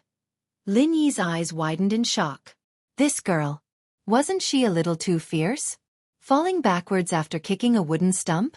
"Are you all right?" Lin Yi walked over helplessly and asked, but he saw Han Jingjing biting her lip. Tears were swirling in her eyes as if they were about to flow out, and her hand was covering the back of her head. She was as pitiful as she could be. I don't need you to care about me even if I'm dead. Woo-woo." Han Jingjing suddenly cried, making Lin Yi speechless for a while. Did she change her face just like that? She wanted to kick me to death just now, and now she doesn't need to care? Target equals _blank. Chapter 1937. However, Lin Yi was someone who could be persuaded but not cowed. Seeing Han Jingjing crying on the ground, he couldn't bear to see her like that. Before, Lin Yi had categorized her as one of the suspects, so Lin Yi didn't want to interact with her too much. But now, it seemed that things were different. This Han Jingjing didn't seem to have any ulterior motives. On the contrary, her brain seemed to be missing a cord. "All right, stop crying. Let me see how your head is." Lin Yi bent down and carefully moved Han Jingjing's hand away. He saw that the back of Han Jingjing's head was already swollen. He thought to himself, thank goodness this girl is young. If she was older, wouldn't she have a cerebral hemorrhage? Woo! It hurts. Han Jingjing's face was wet with tears. She was as miserable as she could be. At this time, many students looked over. After all, they were very curious. What was a girl crying on the ground for? There were also some students who didn't know and had a lot of imagination. They started to think and scold Lin Yi. See that? This guy must have cheated on her and got found out by his girlfriend. Look at how pitiful his girlfriend is. This guy's eyes are really all the way to the soles of his shoes. Such a beautiful girlfriend. I'll definitely treasure her and worship her. Look at how he made her cry. Another guy said with righteous indignation. Although Lin Yi was far away, he was still in Earth class. His eyes and ears were naturally better than normal people. He heard the conversation clearly and was speechless. Lin Yi had to admit that Han Jingjing was a beauty. Her round face and big eyes made her look like a porcelain doll. This kind of beauty wasn't like the Miss Classic beauty, nor was it like Yushu's pure and playful beauty. It was more like a little Lolita's. Especially now, when she was crying pitifully, it made people feel sympathetic. Therefore, the comments on this side were almost one-sided in favor of Han Jingjing, and Lin Yi became the heartless villain. Although Lin Yi didn't care about all this, it would be troublesome if his nonsense reached the Miss ears. Lin Yi had no choice but to deal with it quickly. He reached out and touched the big bump on Han Jingjing's head, quickly channeling the art of dragon mastery to heal it. All right, stand up, let's go. Lin Yi said after curing Han Jingjing. It doesn't hurt anymore? Han Jingjing touched the back of her head and realized that the bulge was gone. She looked at Lin Yi in surprise and said, Wow, you're amazing. How did you do it? Can you teach me? Lin Yi frowned. Only now did he realize that he was a little reckless in a moment of desperation. He used pure energy to treat a neighbor he just met, and this neighbor was a curious baby, seemingly wanting to get to the bottom of it. We'll talk about it later. Let's go to the classroom now. There are people watching. Lin Yi said. Oh, okay. Han Jingjing patted the dust on her pants and followed Lin Yi happily. What's going on? Han Jingjing had been crying non-stop a moment ago, but now she was smiling all of a sudden, leaving with Lin Yi as if nothing had happened. The onlookers didn't know what was going on. I know, that girl must have asked for something too much with her boyfriend. The boyfriend didn't agree, so she cried, and then when the boyfriend agreed, she smiled. A bystander said. Ah, that seems to be the case. Could it be that she wanted to buy some cosmetics or clothes, and the boyfriend didn't buy it for her? Another bystander nodded. It's very likely. Another person also echoed. But no matter what, the people involved had left, and they also dispersed. Now that it was class time, it was okay to watch the fun, but it was not worth the loss if they delayed the class. Lin Yi, how old are you? When were you born? Why are you so powerful? Han Jingjing asked like a curious baby. I don't know, said Lin Yi. He was also telling the truth. How would Lin Yi know when he was born? Would orphans know? Ah, how is it possible? You are lying, said Han Jingjing. I'm not lying. I'm an orphan. Lin Yi was afraid that she would cry again, so he answered. Ah! Han Jingjing was stunned. She didn't expect Lin Yi to answer like this. She was a little silent. After a long time she said, Sorry, I don't know. Then, since you are older than me, I will call you Brother Lin Yi. It's nothing. I'm used to it. Lin Yi said faintly, We are classmates. If you call me brother, what will others think? Why do you care about others? Han Jingjing asked with some doubts. Why? Lin Yi was stunned. He didn't know how to answer Han Jingjing's words. Yeah, why? Asked Han Jingjing. Nothing. Do whatever you want. Lin Yi shook his head. This Han Jingjing's IQ seems to be a little lacking. Could it be that she became stupid from the fall just now? Oh, okay. Han Jingjing nodded happily. From now on, you're my big bro Lin Yi. You have to teach me that miraculous healing skill. That. You can't learn it. Lin Yi smiled bitterly. Why can't I learn it? Han Jingjing looked at him curiously. Because. Lin Yi didn't know what to say. Why do you have so many whys? Why don't you go see 100,000 whys? What's 100,000 whys? Han Jingjing asked curiously. Defeated by you. Lin Yi was speechless. How did you live this long? To live with my younger brother. Han Jingjing said seriously. Lin Yi pointed at the classroom in front of him. We're here. This is the medicine faculty. Thank you. Can I go to and from school with Lin Yi Big Bro every day? Han Jingjing asked happily. We'll talk about it later. Lin Yi wanted to get rid of this 100,000 wise girl. Why did she have so much to say? Why didn't he see it before? If he knew she was so troublesome, he would have rejected her when she asked to be in the same car this morning. Lin Yi walked into the classroom and saw that the seats were the same as before. Xinyan was still sitting in the same seat. Lin Yi walked over and sat beside her. Han Jingjing, on the other hand, followed Lin Yi to Lin Yi's side.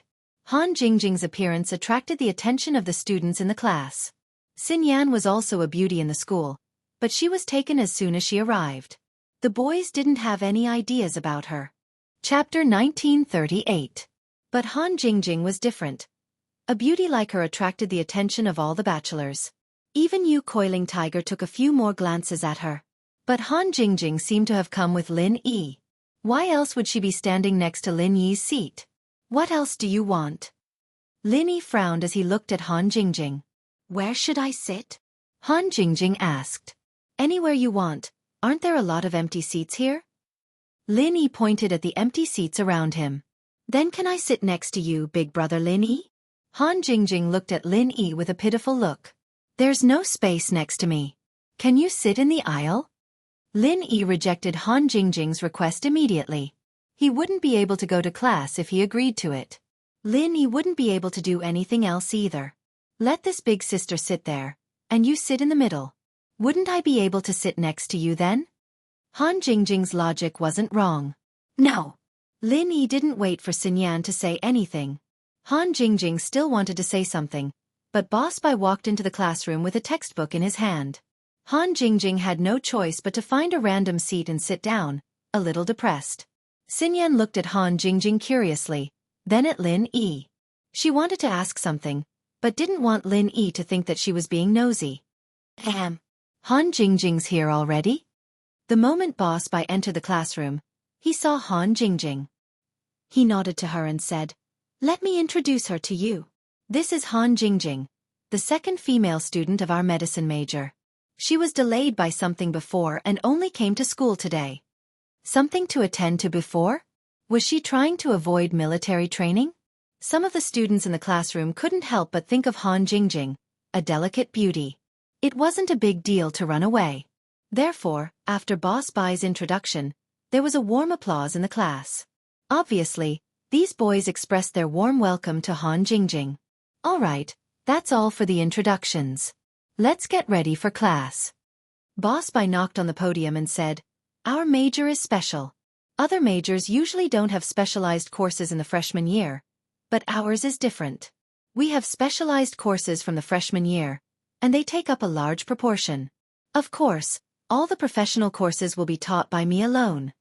Hearing Boss Bai's words, everyone was not too surprised, because after the military training, the timetable was distributed by Wuxia, and everyone knew the curriculum of the first semester of the freshman year. 7 by 24 hours of continuous updates, pure handmade TXT novels. Today was Boss Bai's first class, so he didn't go straight to the main subject. Instead, he talked about what the students in the medical major had to learn in the 4 years of university, what they had to master, and what they would achieve after they graduated from this major. However, to everyone's surprise, many core researchers of large pharmaceutical companies had graduated from Boss Bai's school, which made all the students present feel a sense of respect for Boss Bai. No wonder the seniors and their families insisted that they apply for this school. Most of the students here, except for those who loved medicinal herbs, were from families related to medicine. Their families either owned pharmaceutical factories or pharmaceutical companies, or engaged in the research and development of health products or set up traditional Chinese medicine hospitals. Therefore, they sent the children of their relatives and friends here to study. They wanted to learn some real skills so that they could contribute to their family's business when they went back. Lin Yi. That Han Jingjing. Xinyan couldn't help but ask Lin Yi during the break. "She's my neighbor, she forced me to bring her to class this morning," Lin Yi smiled bitterly. "I think there's something wrong with her IQ, why is she acting so dumb?" A neighbor. Xinyan felt a little sour in her heart, something she couldn't quite put her finger on. It was a very strange feeling, one that she'd never felt before. Yeah. Lin Yi was just about to say something when he saw Han Jingjing walking over. "What do you want this time?" "Big bro Lin Yi, where's the washroom?" "I want to go." Han Jingjing blushed. "Can't you go look for it?" Lin Yi's face darkened. Why did this Han Jingjing look like she hadn't seen much of the world? Why didn't she know anything? Judging from her ability to buy a villa, she couldn't be the young miss of some big family, could she? She was the type that had everything at her fingertips. I'm afraid I'll get lost," Han Jingjing said, a little embarrassed. "I'll go with you, I want to go as well," Xinyan said as she stood up. Han Jingjing's eyes flashed with disappointment, but it was gone in a flash. She nodded to Xinyan. "All right, thank you, sis." "It's nothing, it's on the way," Xinyan said as she brought Han Jingjing to the washroom. Xinyan actually wanted to get to know this new girl as well. They were the only 2 girls in the class after all, and it'd be more convenient to have a girl with them when there were activities in the future.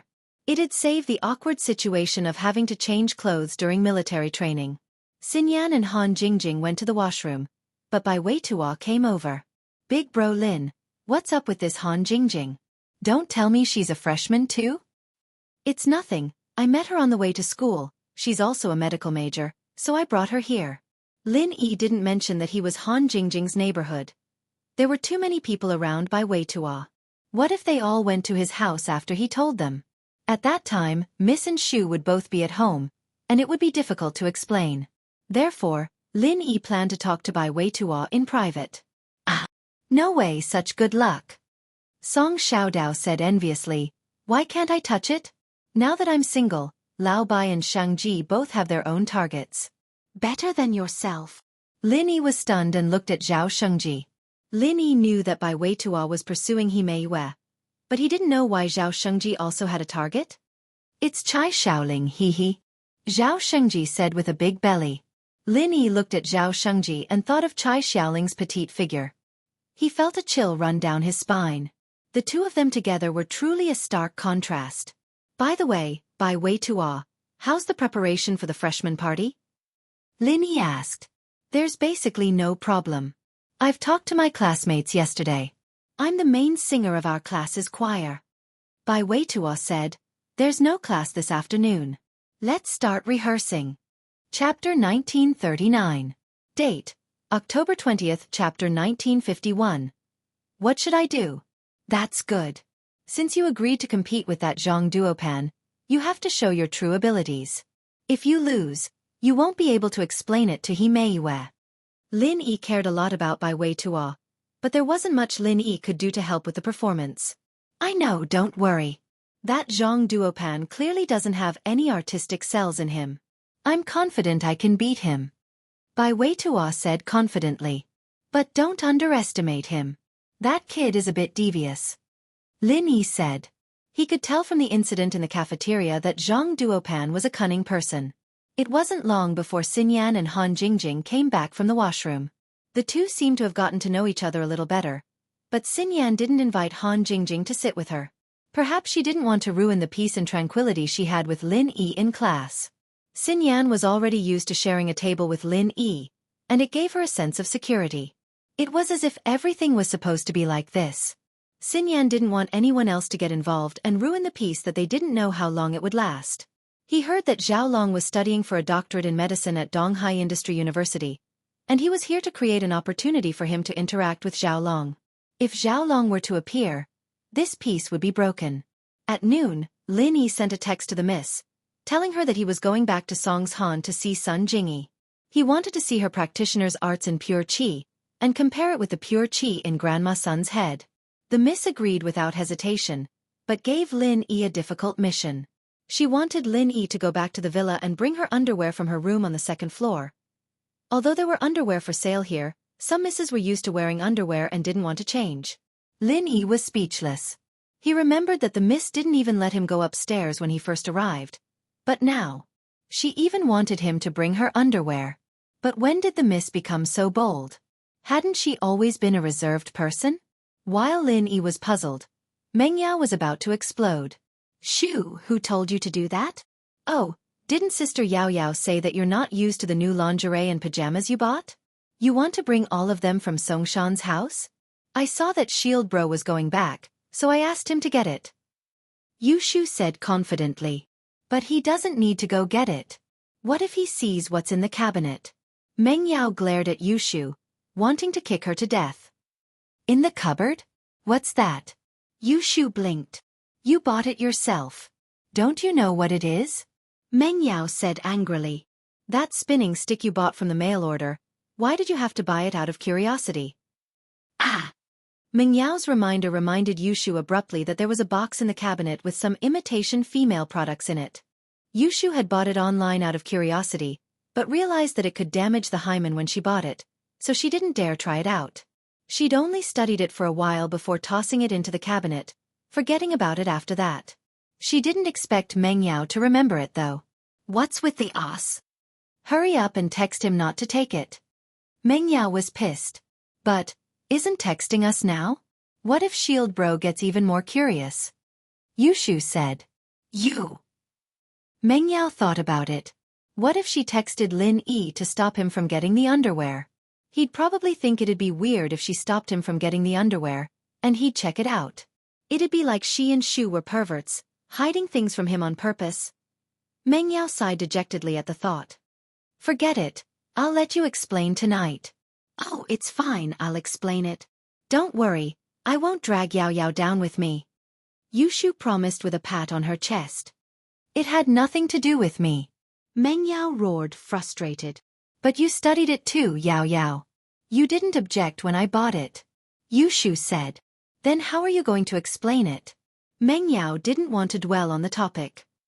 I told you, I wanted to do XX with Shield Bro, but I didn't know how to do it, so I bought one to study and understand the structure, just in case. Yushu said. Whatever you want. Meng Yao was speechless. Yushu had always been tough, and it was best for her to explain. Before he left, he went back to the dorm.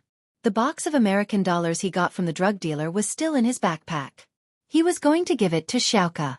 Although Fatty Lai could support Xiaoka in the construction of the orphanage by waiving some of the construction fees and material fees, the children in the orphanage still needed money. Fatty Lai couldn't provide the money endlessly. After all, Miracle Dr. Guan's medical company needed a lot of money to develop. Lin Yi didn't want to waste his money. After taking the money, Lin Yi called Sun Jingyi. Sun Jingyi was surprised and happy when she received Lin Yi's call. Big thief, why are you calling me? I thought you forgot about me. Sun Jingyi's attitude towards Lin Yi was slowly changing. At first, she had a good impression of Lin Yi, but now she was a little moved.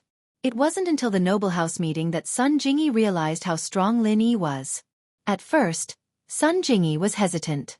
She didn't know whether she liked Lin Yi or admired Lin Yi. But after seeing Ling Shan throwing herself at him, Sun Jingyi's competitive heart was touched. If she didn't grab onto such a good man, she wouldn't get another chance like this in the future. And these few days, when Sun Jingyi heard that Ling Shan was going to be transferred to Dongha, she was even more worried. She cursed Ling Shan for being so shameless. Lin Yi's wife just went to Shuegu, and Ling Shan was already in a hurry to get the position. She couldn't let her get her way. After all, she was Lin Yi's lover. It would be easier for her to go from a lover to a wife than an outsider like Ling Shan, right? Sometimes things were just so strange. Sun Jingyi went from being a little moved towards Lin Yi to suddenly occupying her whole heart. This strange phenomenon could be said to be a subtle influence. When Sun Jingyi calmed down, even she felt that it was unbelievable. Did she fall in love with Lin Yi just like that? When did it happen? When she asked him to help her deal with her business rivals? Or when she asked him to pretend to be her boyfriend to trick Wu Tian? Or when she asked him to be her boyfriend to meet her grandpa? Xiashu. Chapter 1940. Date, October 20th, Chapter 1952. The Alliance of the Strong, or was it at the Noble House meeting when Lin Yi showed off his power? Sun Jingyi didn't remember exactly when it started, but she was sure that she had fallen in love with Lin Yi.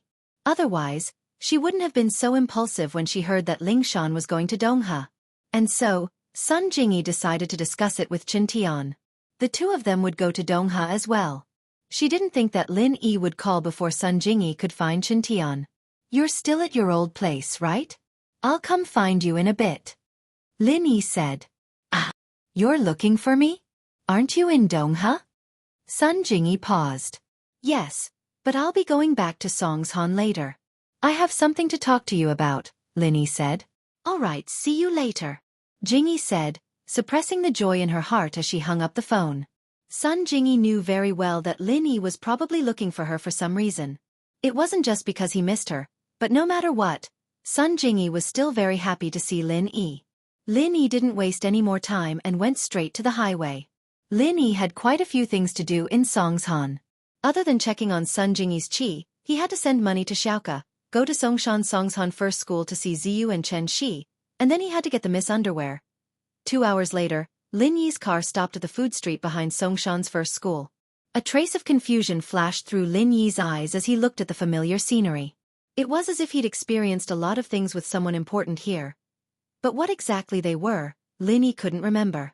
Frowning, Lin Yi shook his head helplessly, got out of the car and walked towards the first high school. The guard of the first high school naturally recognized Lin Yi. When he saw Lin Yi enter, he didn't stop him. It was after class, and there were many students on the sports field. This was such a familiar memory. Seeing the familiar sports field, the familiar teaching building, and the familiar cafeteria not far away, Lin Yi couldn't help but sigh with emotion. Student, do you know which class Ziyu and Chen Shi are in? Lin Yi asked a random student who looked like he was a freshman. Ah, you don't know? When the student heard Lin Yi's question, he looked at Lin Yi strangely. Are they famous? Lin Yi was also stunned. It was strange that he didn't know. Not very famous, but extremely famous. Ziyu and Xianxia are the prettiest girls in the first year, but Ziyu has a hot personality. Not just anyone would go after her. Only school bully Zhou Ruoming would go after her. The students started talking excitedly. But compared to Ziyu, Xianxia is more popular. She's the commoner prettiest girl in school, and she's the target of many boys' fantasies. She's here to replace the commoner prettiest girl who graduated last year. Commoner prettiest girl? Lin Yi repeated those 4 words. What a familiar name. He seemed to have heard of it before. HM? Right, are you from our school or not? How come you don't know anything? With that, the student looked at Lin Yi with caution. Let me tell you, we can't even fight for the prettiest girl in our school. If you're from another school, you can pass. I'm Ziyu's brother. Lin Yi smiled. So you're Ziyu's brother. Then it's fine, bye.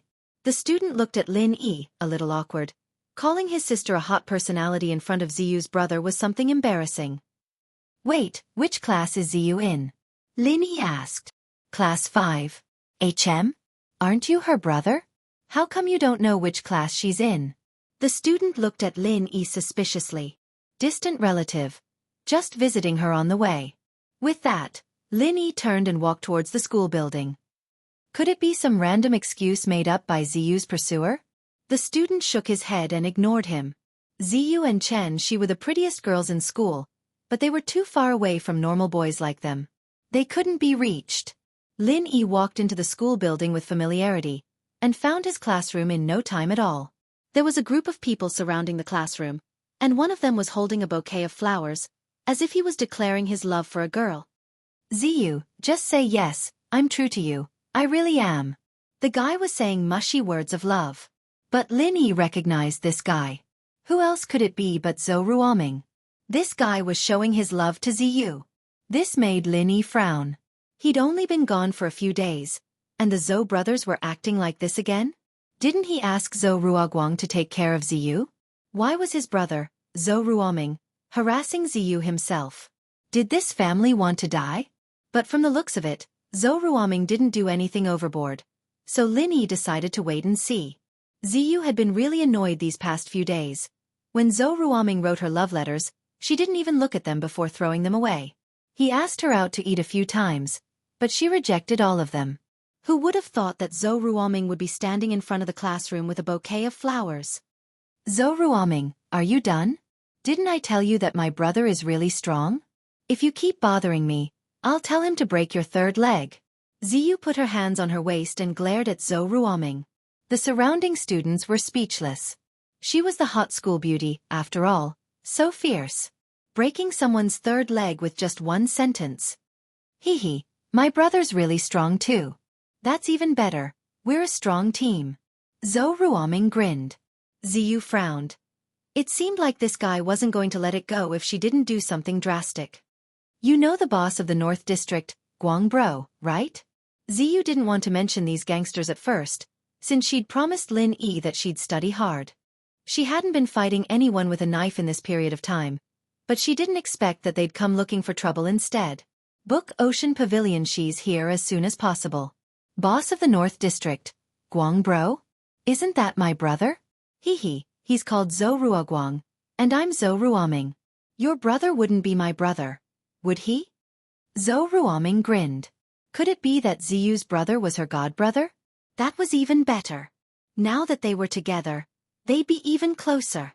It wasn't that Lin Yi left, but Zhou Ruoguang didn't think that Zhou Ruoming and Ziyu would have anything to do with each other. He didn't know that Ziyu would come to Songshan's first school. Target equals _blank. Chapter 1941. Date, October 20th, Chapter 1953. Her brother is me, so Zhou Ruoguang's your brother, that's even better. But he's not good enough to be my brother. Your brother's nothing but a pug in front of my brother. Ziyu remembered how much respect Zhou Ruoguang had for Lin Yi, and she couldn't help but feel proud of herself. This was even better. Bringing up Zhou Ruoguang and having him ask around would make this guy stop bothering her. What did you say? Zhou Ruoguang's face darkened. This was a slap in the face. He didn't use force on her before because he knew that she was a hooligan, but now she was calling him a pug. Zhou Ruoguang was furious. Who the hell is your brother? I'm her brother. Lin Yi smiled and walked over. You. Zhou Ruoguang paused, not expecting someone to answer. He turned around and his face changed. He didn't expect it to be Lin Yi, and his legs went soft, almost falling on his butt. He thought about what Ziyu said before, that your brother's nothing but a pug in front of my bro. She wasn't wrong at all.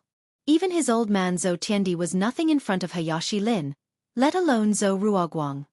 Hayashi Lin. Ziyu's your sister. Zhou Ruoguang just realized how stupid of a thing he'd done. Of all people, he had to go after Ziyu. His target was Chen Shi, the commoner beauty, but Tang Yun, the commoner beauty, got beaten up by Lin Yi, so he was a bit traumatized. He didn't expect her to be Lin Yi's sister. Why haven't you graduated yet, kid?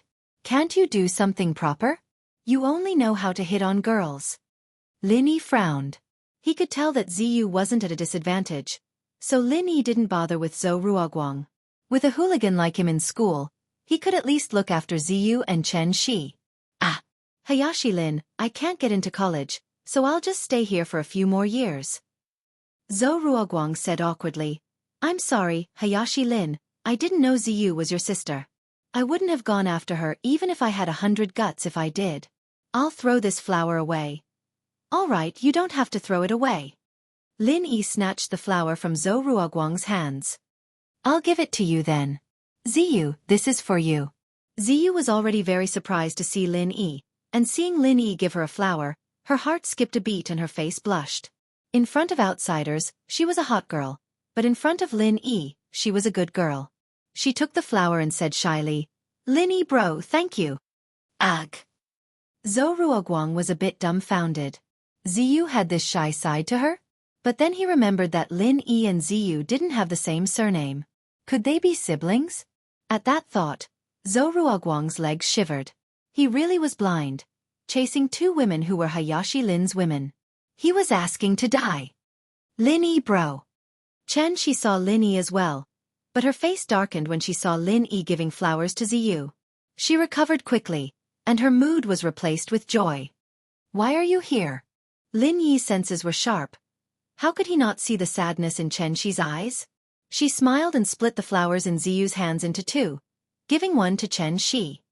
This was for you too. I was just about to ask Ziyu to give it to you. Yeah, Chen Shi, Lin Yi bro wanted to give it to you. Ziyu looked at Chen Shi teasingly as well. She knew what Chen Shi was thinking, of course. She'd been joking with her about Lin Yi a lot lately. Is that so? Chen Shi was happy, but she jumped when she saw Ziyu's eyes. She was afraid that she'd say something inappropriate in front of Lin Yi. Thank you, Lin Yi bro, let's talk outside the classroom. It's not too good. Chen Shi was a bit shy. She had puppy love in her classmates, but she was the type of girl who was more cautious. She had a crush on Lin Yi, but she didn't want people to see it.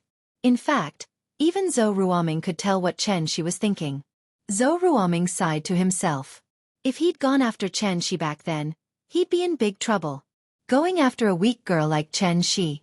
Zhou Ruoming wouldn't do what he did to Ziyu. He'd definitely do what he did to Tang Yun, threatening her. But if he did that, Lin Yi would probably stomp him to death. What's going on? What are you all standing at the classroom door for? A familiar voice rang out, and the students at the door dispersed immediately. Even Zhou Ruoming carefully moved to the side. What are you three standing there for? The voice rang out again, this time for Lin Yi, Ziyu, and Chen Shi. Haha, Mr. Wang. I'm here to see my sisters. Lin Yi smiled as he greeted the owner of the voice. Lin Yi? Jifeng's face turned a bit weird when he saw Lin Yi. He was relieved that Lin Yi had graduated. He could finally go back to being that powerful headmaster, but now Lin Yi was back. He didn't dare pretend in front of Lin Yi. Now that Lin Yi had graduated, he wasn't afraid of him anymore. What if Lin Yi said something about what happened before? He'd be in trouble. Therefore, Wang Jifeng immediately put on a kind smile. These two are your younger sisters. Are they from grade 5, class 5? I understand. If you need anything in the future, you can come find me any time. Chen Shi, Ziyu, Mr. Wang said that if you need anything, just go find him. Like if someone's chasing after you or something, Lin Yi said with a smile. Ziyu's eyes widened. She didn't think that the headmaster would be this nice to Lin Yi. Just who was this guy? Why was he so cocky everywhere he went? Ziyu was practically worshipping Lin Yi now. Haha, there's no need for the headmaster to do anything. I'll take care of it for Hayashi Lin. Zhou Ruoming was worried that Lin Yi would come looking for trouble. He quickly patted his chest in front of Lin Yi. Ji Feng was speechless. This Zhou Ruoming was so loyal after getting beaten up by Lin Yi a couple of times. This guy was really a softie. But then again, wasn't his weakness in Lin Yi's hands as well? Chapter 1942. Date, October 20th, Chapter 1954. In Ziyu's idea, these two could be considered the black and white sides of the school. No one would dare bully Ziyu and Xianxia in school anymore. The next class is gym. We're not going. Lin Yi bro, bring us out for a walk. We haven't seen you in a long time. Ziyu said, skipping class right in front of the dean. Haha, it's fine. You guys go if you have something to do. I'll talk to the gym teacher. Ji Feng said, wishing that Lin Yi would leave. Xianxia wasn't as smart as Ziyu, and her eyes went wide at the words of the strict dean. She couldn't believe it. But Ziyu was already holding her hand, following Lin Yi out of the school building. Ziyu, not bad, actually reaching the minimum requirement to pay for your own expenses. It seems like she's hard work this time. The first half of Lin Yi's sentence was to praise Ziyu, and Ziyu was feeling proud of herself. But the second half of Lin Yi's sentence was to praise Xianxia. This made Ziyu very depressed. It's true that it's she's work, but she tried her best too. Ziyu said, a little unhappy. Yeah, Lin Yi bro, Ziyu really put in a lot of effort. Xianxia said. I know, I don't want her to get arrogant. Lin Yi said. But you didn't disappoint me, Ziyu. Study hard, and you'll be able to face yourself and your brother in the future. My brother. Ziyu's face was a little down when she heard Lin Yi bring up her brother. My brother's mission isn't done yet? When will he come back? I don't know about that. Some things are confidential, and I can't just say it like that. Please remember. Lin Yi said. But it'll be a long time, or your brother wouldn't have asked me to take care of you. The person my brother asked isn't bad at all. Big brother Lin Yi, you're so awesome.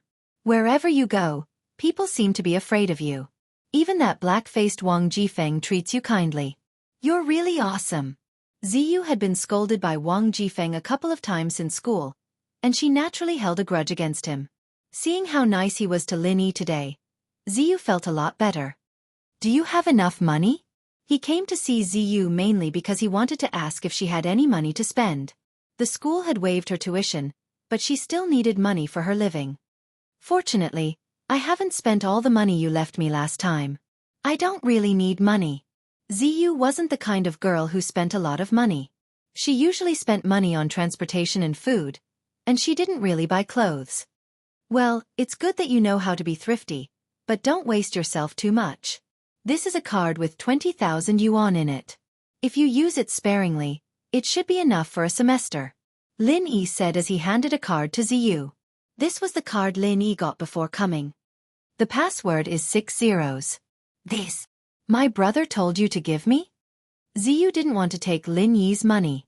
Yeah, your brother left me some money and told me to give it to you regularly. Lin Yi said vaguely.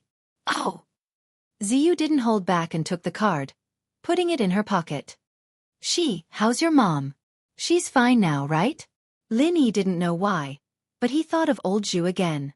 That guy always had bad intentions, and he didn't know if he'd tried to harm Xianxia's mom again.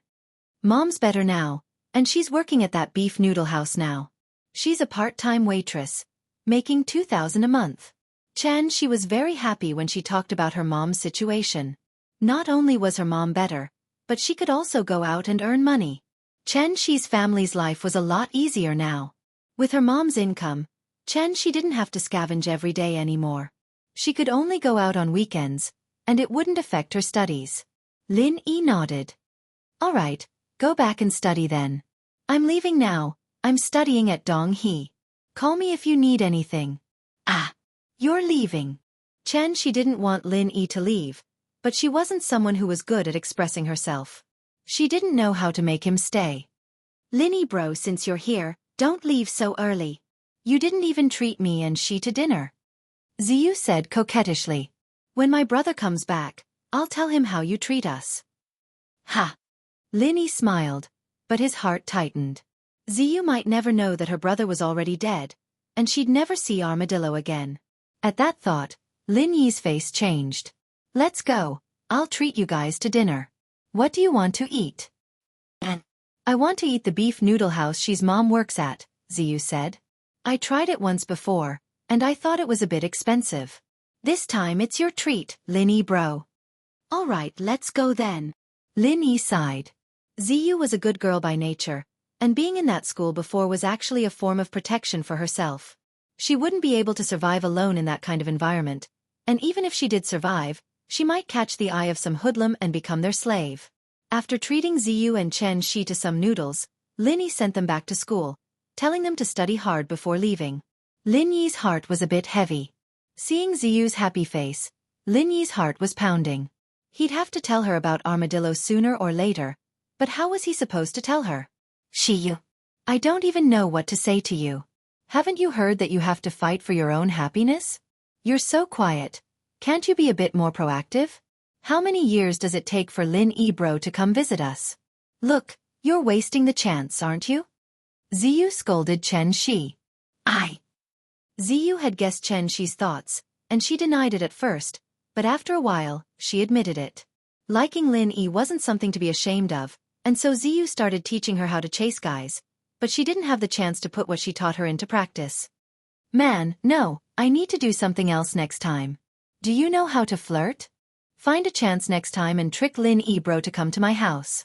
Dress a bit more sexily and flirt with him. Maybe it'll work. Ziyu said. Ziyu sis, what are you talking about? I don't know how to. That's so indecent. Xianxia's face got redder. Ziyu actually came up with something like this, telling her to flirt? Wasn't that something only bad girls would do? Target equals, _blank. Chapter 1943. Date, October 20th, Chapter 1955. Depressing and depressing. What's so improper about it? Haven't you heard of this saying? Women need to be able to go to the hall, cook in the kitchen, and get on the bed. Ziyu said with a serious face. You need to be noble and dignified in front of outsiders, gentle and virtuous at home, good at cooking. When you're in bed, you need to be horny. Men all like women like that. Ziyu used to be a delinquent girl, living with a bunch of men. She'd heard a lot of this stuff, and now she was teaching Xianxia. 7 by 24 hours of continuous updates, pure TT handmade. Ah? Really? Xianxia was more innocent, but Ziyu's words made sense.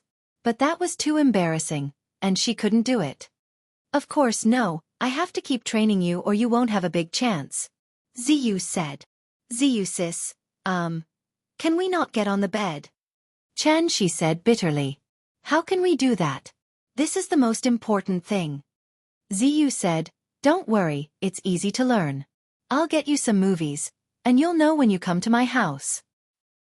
Okay. Xianxia stupidly agreed. After leaving the first high school, Lin Yi drove back to the villa area. Ever since he went to East Box, no one had come to this villa for a long time. Lin Yi opened the door of the villa and suddenly felt a sense of desolation. Lin Yi didn't delay. He went upstairs and came to the elder sister and Shu's bedroom on the second floor. This used to be Lin Yi's forbidden place, but later, everyone's relationship became harmonious. Lin Yi came up a few times, but if there was nothing important, Lin Yi still wouldn't come. CME. Opening her wardrobe, Lin Yi found a clean underwear storage box and took out the underwear and pajamas in the wardrobe one by one and put them in the storage box. Big Sister's and Shu's underwear were basically cute. Many of them were printed with cartoon patterns, but even so, it still gave people a feeling of imagination.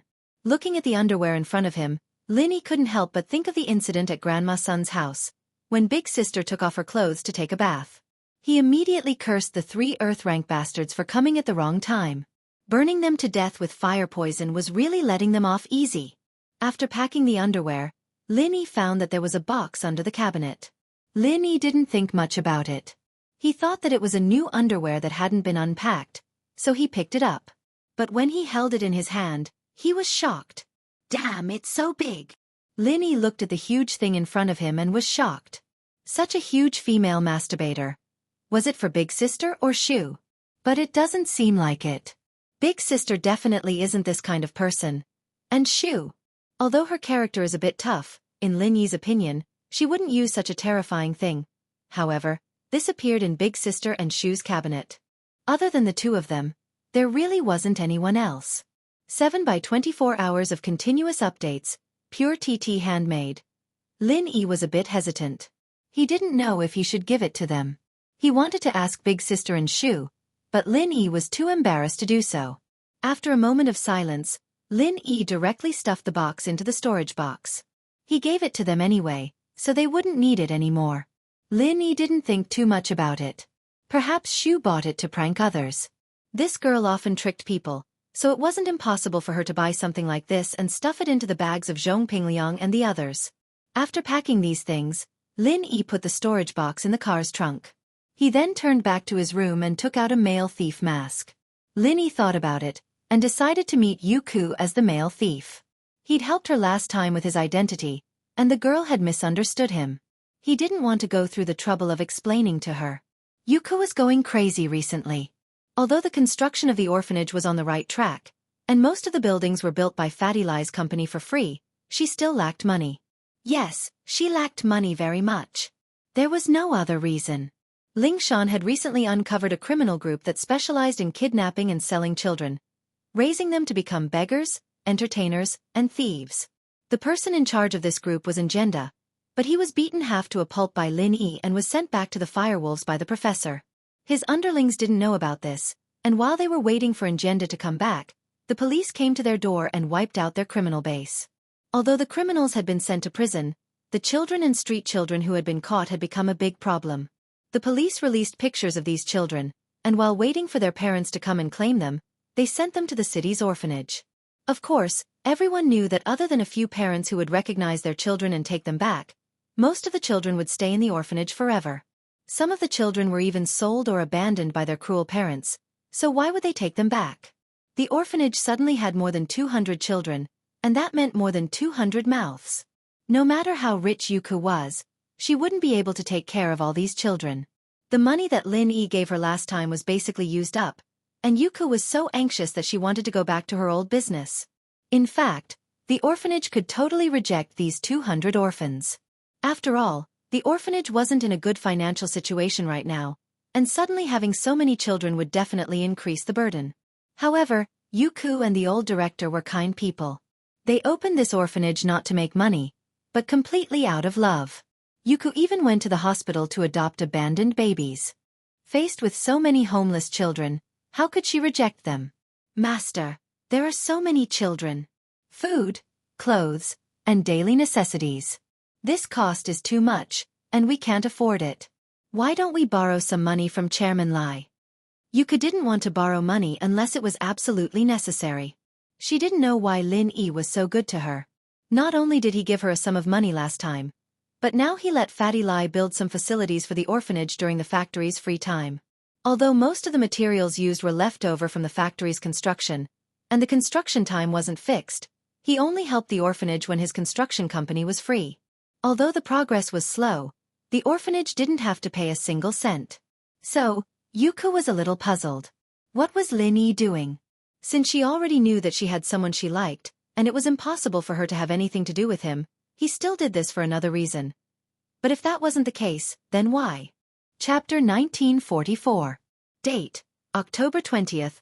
Master, your identity. Xiaoka was startled. She knew a little about her master, and if her master were to show his face in public, his life would be in danger. It's been so many years, and that incident should be over by now. Plus, I only accept missions from the thief's door, so there shouldn't be any problems, the dean said. Master, why don't I go? Xiaoka hesitated. No. You almost lost your life last time, and if it wasn't for the male thief protecting you, you wouldn't have made it back. The dean rejected Xiaoka's suggestion. Although you are proficient in some mechanisms and dark arts, your experience is still too little. Facing those cunning people of the same profession, how are you a match for them? Hearing the dean's words, Xiaoka couldn't help but fall into silence. It was true that during the tomb robbery, if it wasn't for the male thief protecting her, she would have become old Hay's cannon fodder. She wouldn't even know how she died. Man, if only the male thief could come with me. Xiaoka sighed. Lin Yi stood outside the dean's room quietly, listening to their conversation. He didn't think that the orphanage was still so difficult. He thought that with the money he gave them last time, and with Fatty Lie's free help, the orphanage would have a good life. Who knew that there would suddenly be 200 more orphans? This was killing Xiaoka. With Xiaoka's personality, even if she didn't eat or drink, she wouldn't let these children suffer. So, although Xiaoka was a little reckless and greedy, Lin Yi had a good impression of her. Otherwise, Lin Yi wouldn't have thought of giving this small box of money to Xiaoka immediately. Lin Yi didn't disturb her and waited for Xiaoka outside the room. He didn't want the dean to know that he was here, and he only wanted to see Xiaoka and leave after giving her the things. Lin Yi didn't want too many people to know his identity as the male thief. This dean was a half-golden class master, and Lin Yi felt that she had some secrets. Xiaoka also said that she seemed to have a grudge against someone, so Lin Yi didn't want to have too much to do with her. After talking to the dean, Xiaoka left the room, but she didn't take 2 steps before a voice came from behind. Flying Sparrow, can I talk to you? Lin Yi suddenly appeared behind Xiaoka. Ah! Xiaoka froze, but hearing the familiar voice and the unique name, her eyes lit up with excitement. Male thief! She turned around and saw the familiar mask. Xiaoka's heart skipped a beat, and her cute face blushed. This was the person that she thought about day and night, the person that always appeared in her dreams.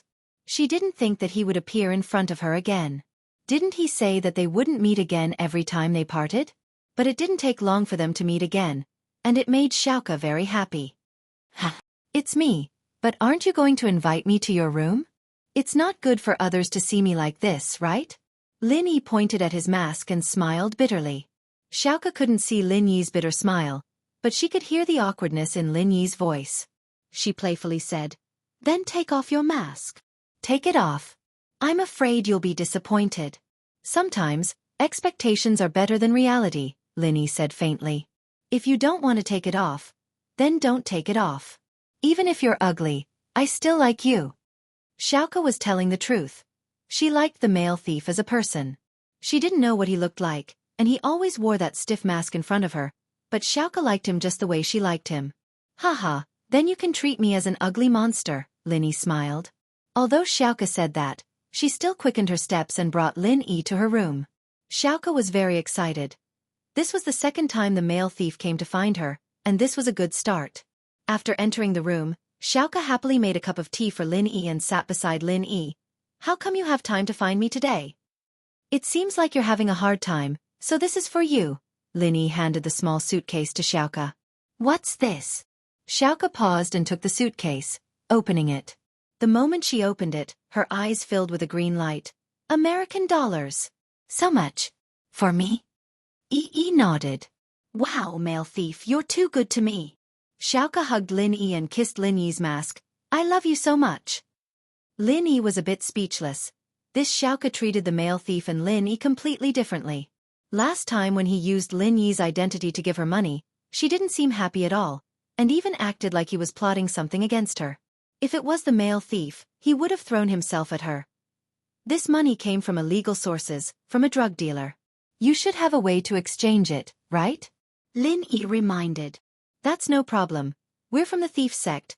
Dealing with this kind of money is no problem at all, Xiaoka said nonchalantly. $1.5 million? Haha, that's great. It'll be enough for a long time. You can use it first. I'll send you more if I have this kind of money in the future. Lin Yi wouldn't mind cashing in again. I'm leaving now. Ah, you're leaving already. Xiaoka was a bit disappointed, but when she thought about how the male thief came to give her money, she felt sweet inside. He still cared about her after all.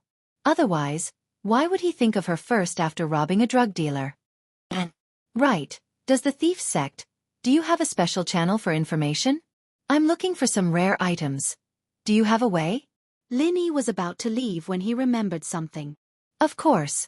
I can help you keep an eye out for what you're looking for. Xiaoka was overjoyed. She was afraid that the male thief would look for her if he didn't need anything. As long as they established a connection, wouldn't it be easy to meet him in the future? Chromatic steel, a type of multicolored steel. Lin Yi said. There's also blue crystal and pure yellow jade, these three things. Shortcut key, enter, next page, shortcut key. Chapter 1945. Date: October 20th. Oh.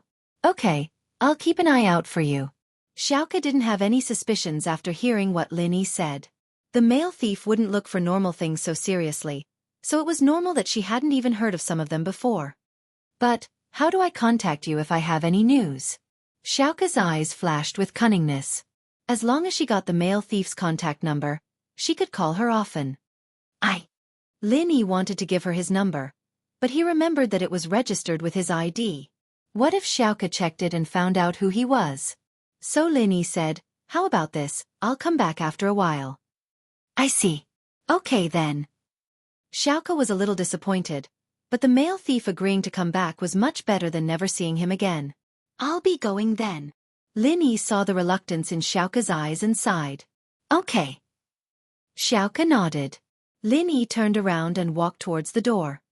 Male thief. Xiaoka couldn't help but call out again. What's wrong? Lin Yi turned around. I like you. Xiaoka had said these words countless times in her dream. Although she'd confessed to Lin Yi before, she couldn't help but say it again when she saw him again. Lin Yi's footsteps paused, but he didn't say anything. He shook his head and quickly left the room, disappearing without a trace. Xiaoka, on the other hand, stared at Lin Yi's disappearing silhouette, lost in thought. Lin Yi had no choice but to ask for Xiaoka's help. These three items were too precious, and although Fatty Lai had been asking around for them, there wasn't any news.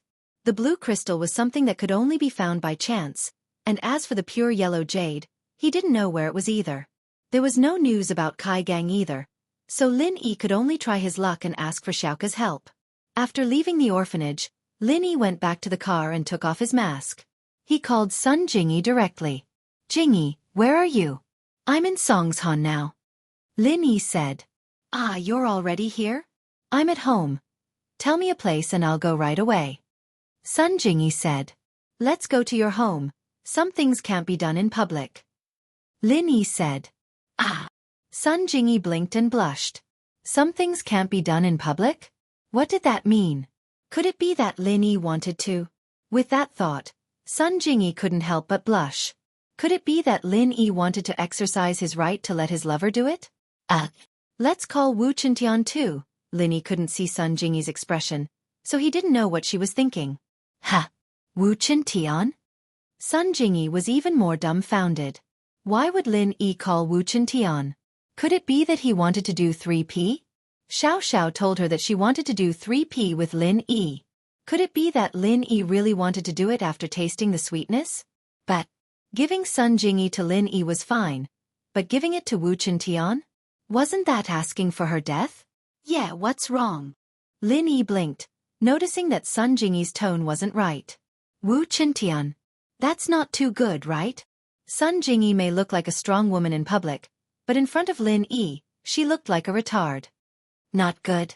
That's right. Lin Yi thought about it. He wanted to ask Sun Jingyi about her practitioner's arts. Although Wu Chintian wasn't an outsider, it wouldn't be convenient. Lin Yi nodded. All right, I won't call him then. Phew. Sun Jingyi let out a breath of relief. Ha! That's not right. Lin Yi suddenly remembered that he didn't tell Sun Jingyi why he was looking for her. How could she know? So what did she mean by her words just now? With that thought, Lin Yi asked with a weird expression, Jingyi, you don't want me to call Wu Chintian, what do you mean? Didn't you want to do that with me? I'm not even ready yet. Why are you looking for Wu Chintian? I'm not that kind of person. Sun Jingyi panicked when she heard that Lin Yi was looking for Wu Chintian again. The misunderstanding between the two was because they couldn't see each other. If Lin Yi could see Sun Jingyi, he would be able to guess what she misunderstood. And if Sun Jingyi could see the weird expression on Lin Yi's face, she would know that she misunderstood him. But they couldn't see each other's expressions, and they could only guess from their words. And so, the misunderstanding grew bigger and bigger, and Sun Jingyi exploded. Although Lin Yi was strong, and she had feelings for him, but even if she had feelings for him, she couldn't just humiliate herself like that, could she? With him. Although she wasn't ready, she was willing. But with Wu Tian, she might as well kill herself. Wah! Lin Yi didn't know what to do when he heard Sun Jingyi's sudden outburst, but he finally understood why Sun Jingyi misunderstood him. He didn't know whether to laugh or cry. Jingyi, what does this have to do with being promiscuous? I went to you to ask about how Sun's arts, and as for Wu Tian, it was to discuss your future plans. But I thought that although Wu Tian isn't an outsider, it's better to keep your arts a secret, so I didn't go to him. Did you misunderstand something? Sun Jingyi's face reddened even more. She wanted to find a hole to hide in. No way. She misunderstood? Furthermore, the misunderstanding was so thorough? How shameful. But luckily, Sun Jingyi knew that Lin Yi couldn't see her expression, so she coughed and said, I didn't misunderstand, what I mean is, I've never let anyone enter my room. Yes, only people I like can enter. So Wu Tian can't come. Yes, that's it. Hearing Sun Jingyi's explanation, Lin Yi didn't purposely expose her. It was funny when he thought about it. Sun Jingyi thought that he was going to ask Wu Tian to do it with her. Was he that shameless? Okay, can I come? Lin Yi asked. You are my half-lover, so others can't come, but you can come. Sun Jingyi said a little embarrassedly. Although she didn't directly admit that Lin Yi was the one she liked, it was a silent agreement. Plen tips. Chapter 1946. Then you wait for me. Lin Yi found that Sun Jingyi, this little girl, was really interesting. On the surface, she seemed to be strong. In fact, she was still a little girl who hadn't grown up. Her disguise was just to protect herself. The fickleness of human relationships in a big family made her learn to protect herself from an early age. Sun Jingyi nodded shyly. Her disguise had already been seen through by Lin Yi, so Sun Jingyi wouldn't be so tired to protect herself in front of Lin Yi. She was like a wandering child who found a harbor to shelter from the wind. This feeling was very comfortable. Half an hour later, Lin Yi came to the community where Sun Jingyi rented. This was an apartment area. Although Lin Yi knew the address, he had never been here before. Parking the car downstairs, Lin Yi took the elevator upstairs and rang the doorbell of Sun Jingyi's house. After a while, Sun Jingyi's voice came from inside. Who is it? It's me, Lin Yi, said Lin Yi. The door was opened, and Sun Jingyi looked at Lin Yi with some surprise. You're here. Lin Yi looked at Sun Jingyi, and a slight smile appeared at the corner of his mouth. This little girl was obviously wearing pajamas at home, but her face was carefully made up. Obviously, she dressed up for his arrival. This made Lin Yi feel surprised and helpless. Sun Jingyi, did it become real? Is it the pressure from the Sun family, or is it Sun Jingyi's own intention? Lin Yi didn't like the kind of purposeful interaction. If Sun Jingyi approached him on the idea of old man Sun, then Lin Yi would feel uncomfortable. Make yourself look more innocent. It's quite pleasing to the eye. It's much better than the mature look you used to have, Lin Yi said. The company has been sold. I have nothing to do. Of course, I won't dress up anymore. Sun Jingyi listened to Lin Yi's words and was a little happy. Am I really beautiful today? Indeed. Lin Yi nodded and said, but the next time I come, you don't have to dress up. There's no need. You're already pretty good looking. Sun Jingyi's thoughts were exposed by Lin Yi, and she immediately felt a little embarrassed. She said, I went out to buy food. That's why I put on makeup. Do you think it's because of you? Shameless. What about food? I happen to be a little hungry. Lin Yi said. Food. I've finished eating. Sun Jingyi snorted. Finished eating? Lin Yi looked at Sun Jingyi with a smile that wasn't a smile. I've really finished eating. I've thrown away the packaging. Sun Jingyi said. Wuxia Pavilion. Oh, where did you throw the packaging? Let me see what you're eating. I'll go buy it too. I don't know what to eat anyway. Lin Yi said seriously. Lin Yi, are you doing this on purpose? Why are you so annoying? Sun Jingyi saw that Lin Yi was deliberately making fun of her. She simply stopped pretending and said angrily, I dressed up for you, okay? Are you satisfied? Ugh. Lin Yi didn't expect to make Sun Jingyi go berserk twice in one day. He suddenly felt a little embarrassed. He touched his chin and smiled bitterly. Jingyi, I'm just joking. Me too. Sun Jingyi said. Hee, okay, let's get down to business. Right, can you transfer some of your true qi to me? Lin Yi asked. My true qi? Transfer it to you? After Sun Jingyi was slightly stunned, her face became extremely strange. Are you serious? What's wrong? Lin Yi saw Sun Jingyi's expression, and he faintly felt that there seemed to be something that he had neglected. When the people of our Sun family reach the first level, true qi can only be used by one person. If we can't reach the second level, then we can only transfer true qi to this person for the rest of our lives. Sun Jingyi said. Don't you know? Lin Yi had heard of this situation, but he ignored this condition before. He thought that it was okay for Sun Jingyi to transfer some true qi. But now it seemed that if he wanted Sun Jingyi's true qi, it was equivalent to binding Sun Jingyi's lifetime happiness. Before Lin Yi made up his mind to accept this girl, he definitely couldn't do such a reckless thing. Therefore, Lin Yi suddenly felt a little embarrassed. I forgot about this, but don't get me wrong. I just want to study your true qi. I don't mean anything else. I see. Sun Jingyi breathed a sigh of relief, but at the same time, she was a little disappointed.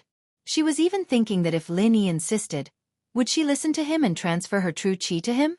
In that case, she could rely on him openly because she had pinned her lifetime happiness on Lin Yi. She, Sun Jingyi, could only serve Lin Yi for the rest of her life. So, if after you transfer your true qi to me, your true qi will automatically become the same as mine, then the true qi that you produce in the future will automatically become this kind of true qi? Lin Yi suddenly thought of a very important question and asked quickly. That's right. Sun Jingyi nodded. This mental cultivation of our Sun family is very strange. It is completely an auxiliary mental cultivation. Once the true qi in my body becomes your true qi, then no matter how much true qi I have, it will be the same kind of true qi. So that's how it is.